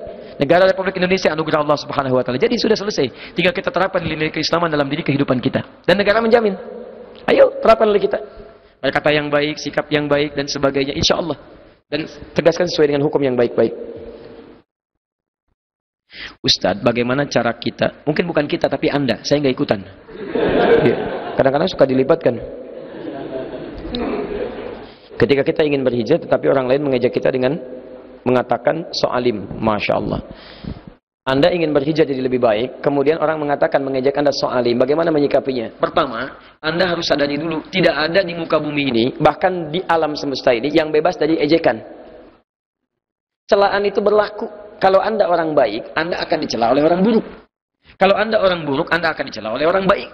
Hikmahnya begitu. Anda ini coba renungkan, Allah dicela oleh orang kafir. Malaikat dicela, Nabi dicela, disebut penyair, disebut tukang sihir, disebut dukun. Anda Allah bukan, malaikat bukan, Nabi bukan. Anda nggak ingin dicela. Anda sehat. Lihat. Lihat. Anda tinggal lihat aja, Anda orang baik atau orang buruk. Kalau Anda orang baik, Anda akan dicela oleh orang buruk. Selesai. Kalau Anda orang baik, Anda akan mencela yang buruk. Bukankah saat Anda ke masjid lihat orang mabuk, hati Anda mengatakan, ya Allah masih mabuk juga, berikan dia hidayah. Dia berkata, terlampau soleh. Sama aja. Maka ketika ada orang buruk mencela Anda, itu tanda jadi dari Allah, ingin menerangkan pada Anda bahwa saat ini Anda sedang berubah jadi orang baik dalam pandangan Allah Subhanahu wa taala. Nikmati itu. Alim. Masya Allah, saya tetap husni seperti yang sekarang. Dulu husni, sekarang husni. Kalau alim, teman kita yang lain, lebih alim. Masya Allah. Quran surah ke-25. Ayat ke-63. Wa ibadur rahmanil ladzina yamshuna 'alal ardi hauna wa idza khatabahumul jahiluna qalu salama. Begitu lewat, qalu salama. Sampaikan yang senyum-senyum aja, tenang, enggak usah dibalas. Begitu dikatakan, sudah mulai soleh ya, keluar dari lisan orang yang kurang baik. Ini tanda jadi dari Allah. Alhamdulillah ya Allah. Tutupi saya ya Allah dari sifat-sifat yang kurang baik. Jangan jadikan saya ria ya Allah. Mohon wafatkan saya dalam kebaikan ya Allah. Antum senyum aja. Orang soleh senyum. Masya Allah. Jalan. Biarin aja jalan. Doakan ya Allah, berikan dia hidayah dalam kebaikan ya Allah. Di pelan-pelan, pelan-pelan. Jadi hidayah buat dia. Jadi kalau antum memposisikan itu sebagai anugerah, enak hidupnya. Tapi jangan terlampau bangga juga. Begitu disebut orang soleh ya, berarti saya naik status jadi orang soleh. Update dulu, orang soleh menurut Allah. Ceklik foto. Habis. Jelas ya? Jadi tidak ada yang bebas dari celaan. Jadi kalau dicela, antum bersabar, tawakal kepada Allah, terus perbaiki lagi, perbaiki lagi, perbaiki lagi. Kemudian jangan balas mencela. Kalau antum mencela, sama dengan dalam diri antum pun ada celaan juga. Yang baik-baik aja. Quran surah ke-16 ayat 125. Ud'u ila sabila rabbika bil hikmah. Ajak orang lain kepada jalan Rabbmu dengan cara yang terbaik. Hikmah. Ini ada orang belum betul sapnya. Kasih longgar. Antum ingin rapatkan. Jangan marah. Kalimat yang baik. Pak, ayo kita rapatkan Pak. Mudah-mudahan dengan rapat itu setan tidak masuk, sholat kita khusyuk. Kadang-kadang tidak semudah apa yang kita harapkan, tiba-tiba keluar kalimat yang tidak menyenangkan. Lah, nggak usah terlalu rapat lah. Saya mah setan aja masih untung bisa masuk, ya kan? Ikutan sholat misal, ya kan? Biarin aja kadang-kadang hal-hal demikian muncul. Nggak apa-apa. Ya, tapi kadang-kadang lighting yang sama itu tidak bisa diingatkan dengan urutan yang sama. Muncul ke imam, sampaikan. Kadang-kadang kalau antum lightingnya sama-sama makmum agak susah. Ayo Pak, rapatkan, geser sini. Rapatkan, geser lagi sampai ke tembok. Kayaknya antum injak. Nggak perlu. Nggak perlu. Imam, ketua tertinggi. Pak, tolong Pak rapatkan sebelum sholat kita mulai. Kalau belum rapat, kita belum mulai ya. Aduh, nggak usah terlampau rapat deh imam, yang biasa aja. Kalau Bapak nggak pengen rapat, gampang. Caranya jadi imam Pak. Kanan nggak usah rapat, kiri nggak usah rapat. Sendirian depan. Saya yang jadi makmum. Lebih enak, tenang, nyaman, tentram. Paham ya? Baik. Jadi ketika antum dicela, maka itu anugerah dalam kehidupan. Terakhir ya. Terakhir dulu ya, terakhir.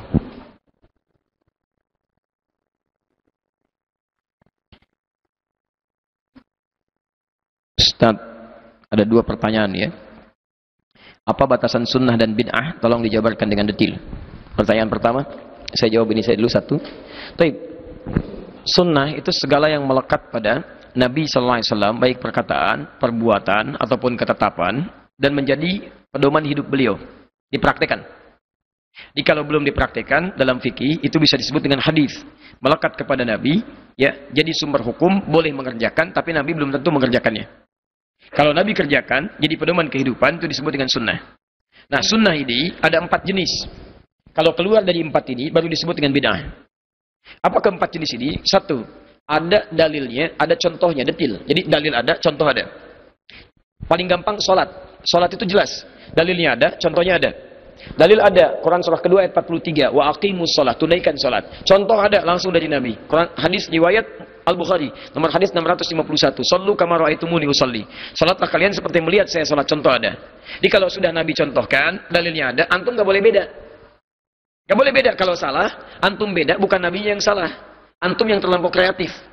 Awas, jangan terlampau soleh. Kalau sudah Nabi contohkan, kerjakan sesuai itu. Contoh, An-Nasai nomor hadis 886.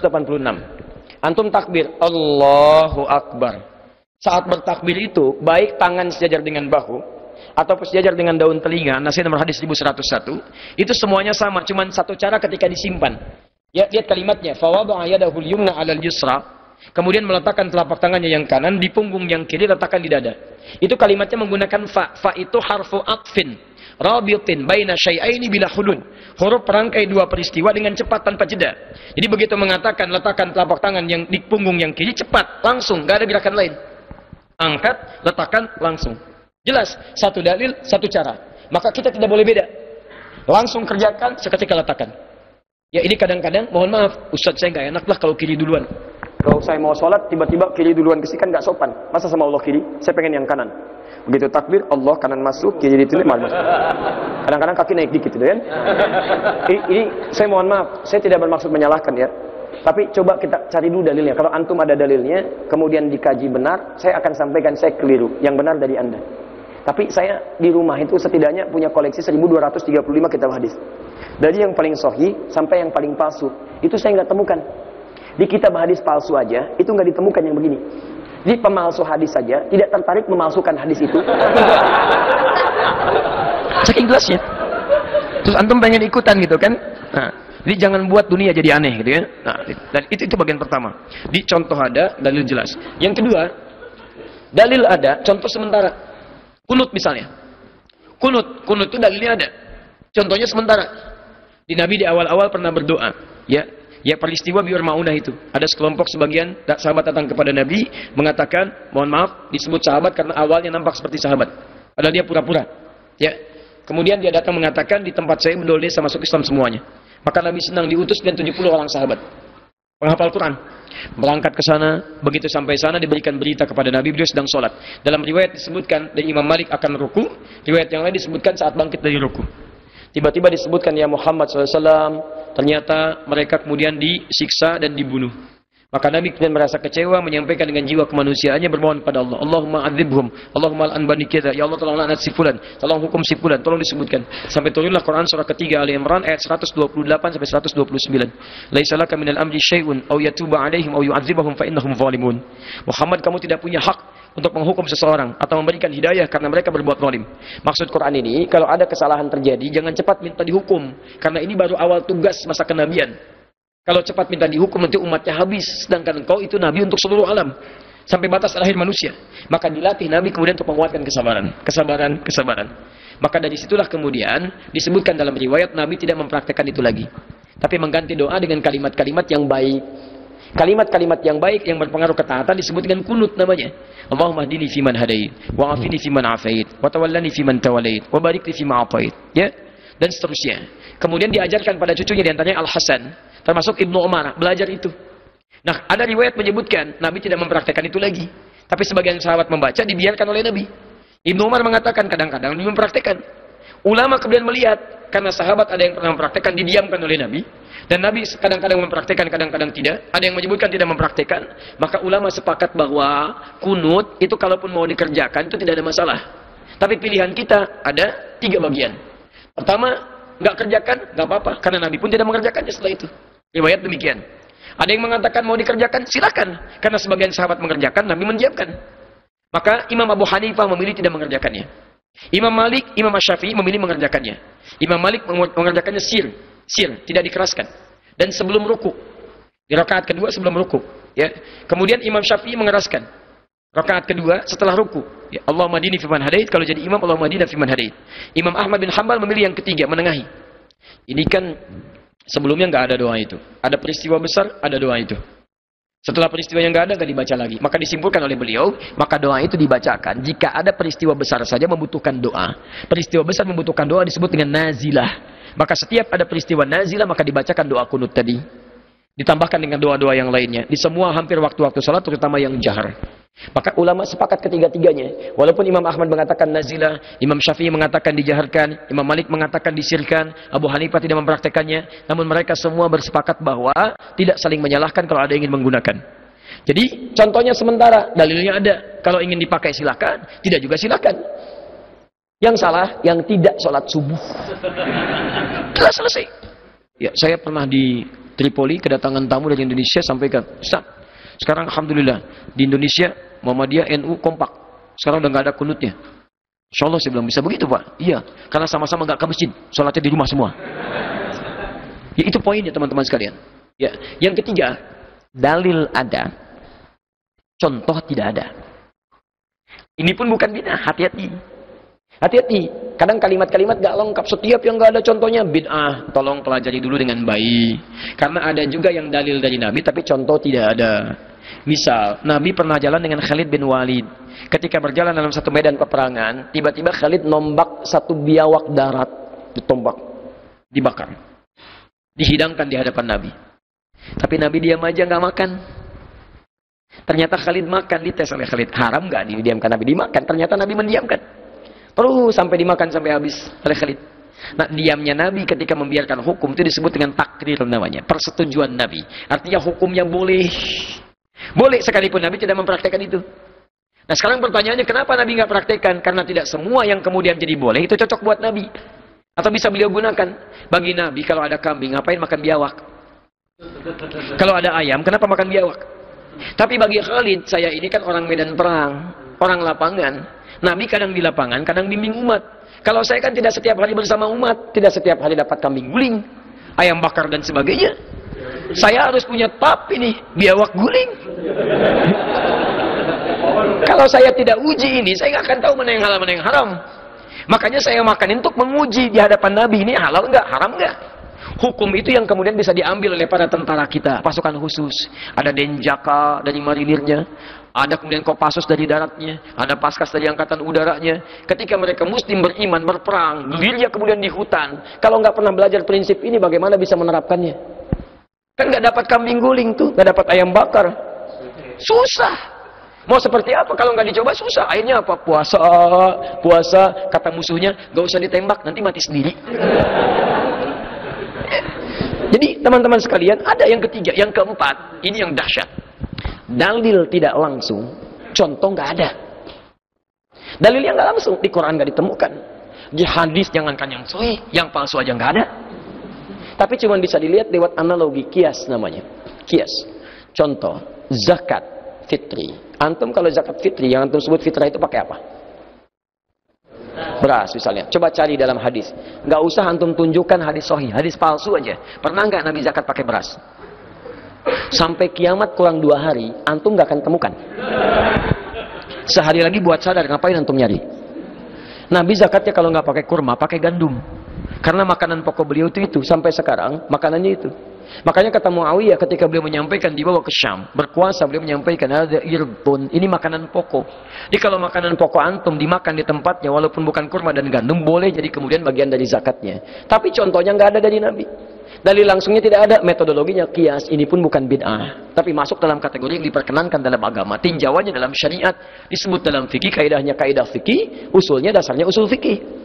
Diturunkan di situ. Nah, jadi tadi makanan pokok antum apa? Beras, nasi, Masya Allah.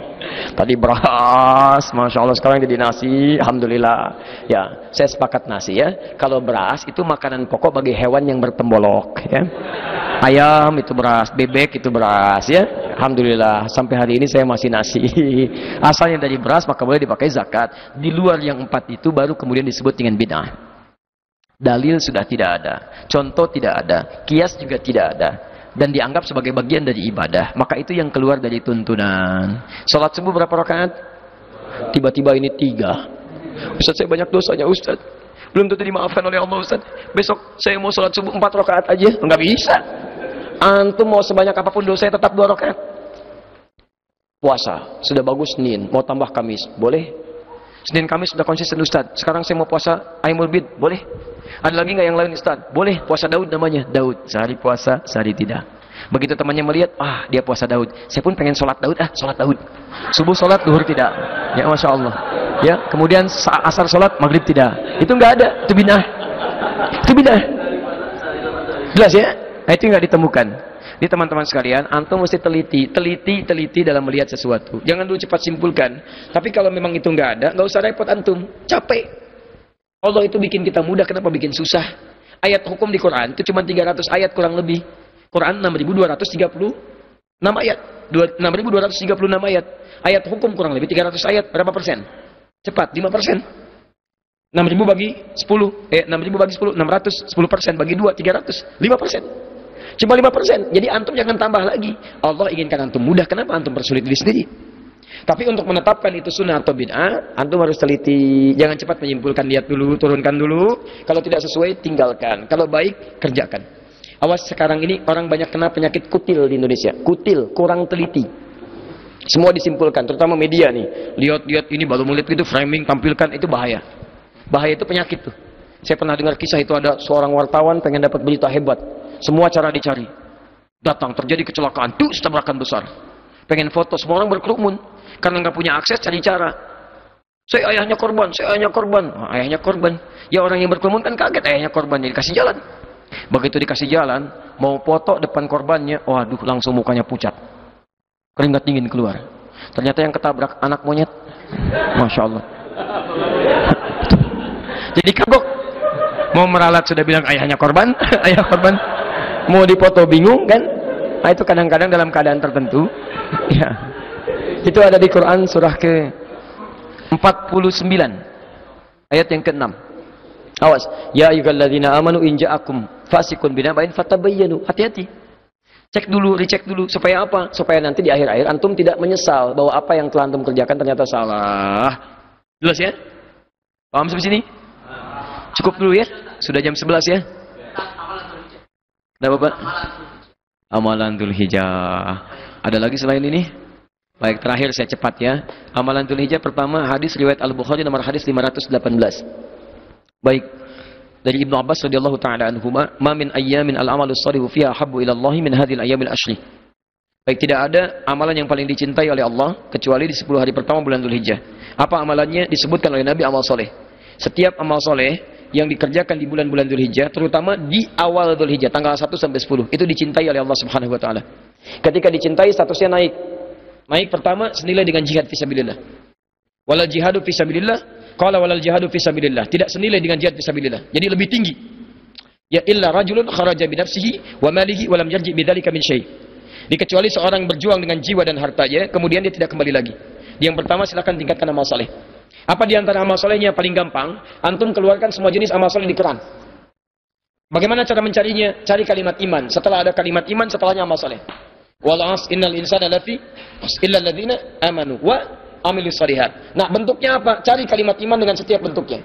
Misal kalimat yang pertama Al-Baqarah ayat 3. Alladzina yu'minuna bil ghaib, iman. Setelahnya amal soleh. Wa yuqimunas shalah. Wa mimma razaqnahum yunfiqun, infak amal soleh. Ya, jadi silakan tingkatkan salatnya.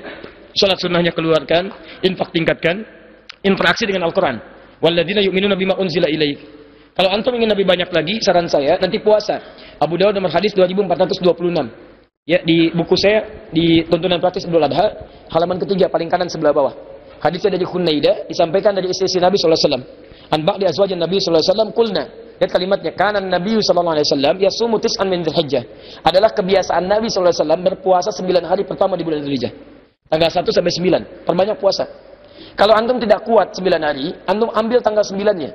Hadis Muslim nomor hadis 1162. Ya siyamu yaumi Arafah. Lihat kalimatnya yukaffiru sanatil madiyah wal baqiyah. Kalau antum bisa kerjakan puasa di hari Arafah tanggal 9 Dzulhijjah, itu bisa menggugurkan dosa setahun berlalu dan setahun yang akan datang.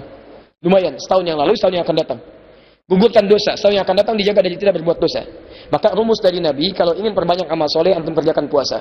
Karena puasa itu saat dikerjakan, itu akan memanggil amal soleh yang lainnya. Antum tidak puasa, jangankan sholat sunnah. Sholat fardu kadang-kadang terlambat. Tapi kalau sedang puasa, jangankan sholat fardu, ketinggalan sholat sunnah, nyesel antum.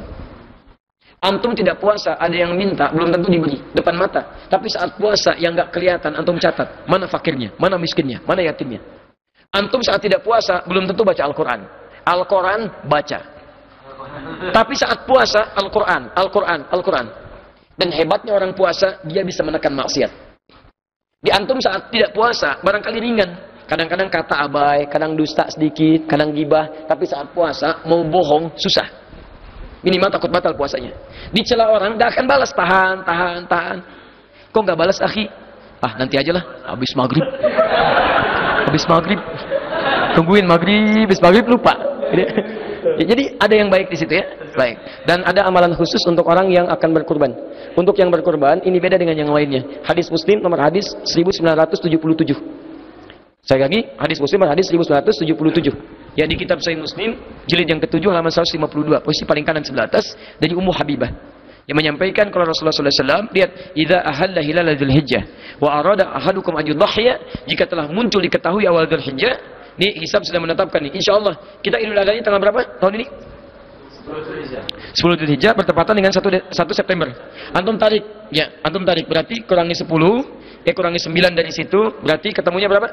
Tanggal sekitar 23 Agustus, ya, 20 sekitaran itu, ya, sekitar 22 atau 23. Jadi begitu sampai tanggal itu, lihat kata Nabi, kalau ada di antara Anda yang ingin berkurban, maka jangan potong dulu semua rambut dan kuku yang melekat pada tubuhnya. Sampai hewan kurbannya disembelih. Ya, itu kurang lebih amalan-amalannya. Kalau sudah sampai tanggal 9, perbanyak takbir. Takbir boleh dimulai dari sejak tanggal 9 subuh sampai dengan hari tasyrik tanggal 13 di bulan Dzulhijjah. Kemudian amalan selanjutnya tanggal 10 Dzulhijjahnya adalah sholat sunnah Idul Adha. Ya, dilaksukan di tempat yang terbuka luas. Kalau lapangannya lebih luas, kenakan di lapangan. Kalau masjidnya lebih luas dibanding lapangan, tunaikan di masjid. Seperti Masjid Nabawi sekarang. Kalau dulu di lapangan, sekarang orang semua ke masjid. Bukan karena masjid lapangannya, cari tempat yang lebih luas yang bisa mengakomodir semuanya. Karena perempuan keluar, yang haid juga keluar dan sebagainya, supaya bisa tertampung untuk mereka semuanya. Maka cari, kemudian tanpa adzan, tanpa iqamah. Jangan terlampau soleh, tanpa adzan, tanpa iqamah. Kalau di lapangan, nggak usah pakai tahiyat. Jadi langsung duduk, kemudian tunggu, langsung tunaikan sholat. Paham ya? Sebelum itu semua, mari kita tingkatkan besok dengan berlatih. Sholat subuh, lakukan, tingkatkan, maksimalkan. Dan saya bermohon pada Allah, mudah-mudahan siapapun di malam ini kita semua, termasuk teman-teman kita, Mirsa Akhir TV dimanapun Anda berada, semoga Allah mengampuni dosa-dosa kita, memaafkan kesalahan kita, dan malam ini kita dijadikan orang terbaik menurut Allah Subhanahu wa Ta'ala. Teman-teman sekalian, saya punya keinginan cukup lama berada di sini untuk kita berbagi. Tapi juga kita mesti realistis dengan keadaan bahwa kemampuan kita untuk menangkap pelajaran tidak bisa menghasilkan dalam bilangan yang cukup lama. Lebih baik kita mendapatkan sedikit tapi mudah diamalkan, tapi banyak waktu tapi tidak fokus kita dalam menyimak dan mengamalkannya. Maka saya mohon izin kita cukupkan dulu untuk sementara kajian kita di malam ini. Ya, 3 jam kita belajar, maka untuk bertahun-tahun ke depan kita praktekkan apa yang kita bawa. Pesan saya, kalau ada yang baik, benar, apa yang antum dapatkan malam ini, itu dari Allah Subhanahu wa Ta'ala dan Rasulnya. Silahkan amalkan. Tapi kalau ada yang tidak tepat, itu pendapat saya yang salah. Saya yang salah. Itu pengaruh yang tidak baik. Maka tinggalkan pendapat saya, ambil pendapat ustaz yang lebih baik, tunjukkan pada saya supaya saya bisa koreksi, dan dengan itu saya sampaikan, tinggalkan pendapat saya, ambil pendapat ustaz yang lainnya. Kemudian yang selanjutnya, saya mengucapkan terima kasih, syukur pada Allah Subhanahu wa Ta'ala difasilitasi oleh teman-teman di sini. Saya mencintai antum semuanya karena Allah Subhanahu wa Ta'ala. Maka mari kita jadikan semua rasa cinta ini untuk syukur kepada Allah dengan mengamalkan kebaikan. Terima kasih pada teman-teman di PWM Muhammadiyah Yogyakarta, teman-teman Kokam dengan fastabiqul khairatnya, Quran surah kedua ayat 148. Ya, walikulli wijhatun wa muwalliha fastabiqul khairat. Setiap orang punya orientasi beda-beda. Ada orientasinya bekerja, berbisnis, macam-macam. Antum orientasinya menegakkan kebaikan-kebaikan dengan unsur kepemudaan. Semoga Allah balas kemuliaan itu semua dan menjadi pahala akhirat untuk antum semuanya. Baik, teman-teman semuanya yang telah hadir di sini, juga aparat kepolisian yang berjaga, teman-teman yang lainnya, semoga semua jerit payahnya, lelahnya diberikan yang terbaik oleh Allah Subhanahu wa Ta'ala. Terakhir, saya dengar ada para penghafal Quran di sini. Berapa orang? 30 orang. Yang sudah hafal Quran berapa orang? 30 juz. 2 orang. Ada orangnya. Baik, taib. Yang 2 orang insya Allah dari akhir kita berikan apresiasi, masing-masing mendapatkan 5 juta rupiah, dan untuk yang sisanya kita berikan 10 juta untuk dibagikan. Jadi kita ikutan, nanti kita berikan 20 juta, tolong titip 5 juta untuk yang telah hafal Quran, dan 10 juta dibagikan bagi yang penghafal sisanya. Mudah-mudahan untuk membantu, untuk kami saya tidak bisa berikan apapun. Saya sangat mencintai para penghafal Quran. Ya, kalau ada yang bisa saya berikan apa yang terbaik untuk antum. Ya, mudah-mudahan jadi kebaikan untuk semuanya. Saya mohon maaf kalau besok saya harus kembali dan jam 6 kami sudah take off. Terima kasih teman-teman semuanya. Insya Allah nanti kalau ada kuota buku, ya, saya sebut kuota karena kadang-kadang suka habis, ya. Baik, nanti insya Allah kita kirimkan khusus untuk Idul Adha. Ya, nanti kita lihat kalau yang di Alisan, di Palembang, dan beberapa sudah tersalurkan, kita kirim kemudian ke Jogja untuk bisa dibagikan. Nanti silahkan dikoordinir sesuai dengan keadaannya masing-masing. Nah, itu tidak dijual. Antum silahkan dapatkan, silahkan antum untuk pelajari dan bisa diamalkan dalam kebaikan. Kalau bisa sih disinergikan, misalnya dari beberapa masjid dari daerah-daerah yang ada, titipkan supaya bisa dibaca dengan teman-teman yang lainnya. Cukup ya? Subhanakallahumma wa bihamdika asyhadu an la ilaha illa anta astaghfiruka wa atubu ilaik.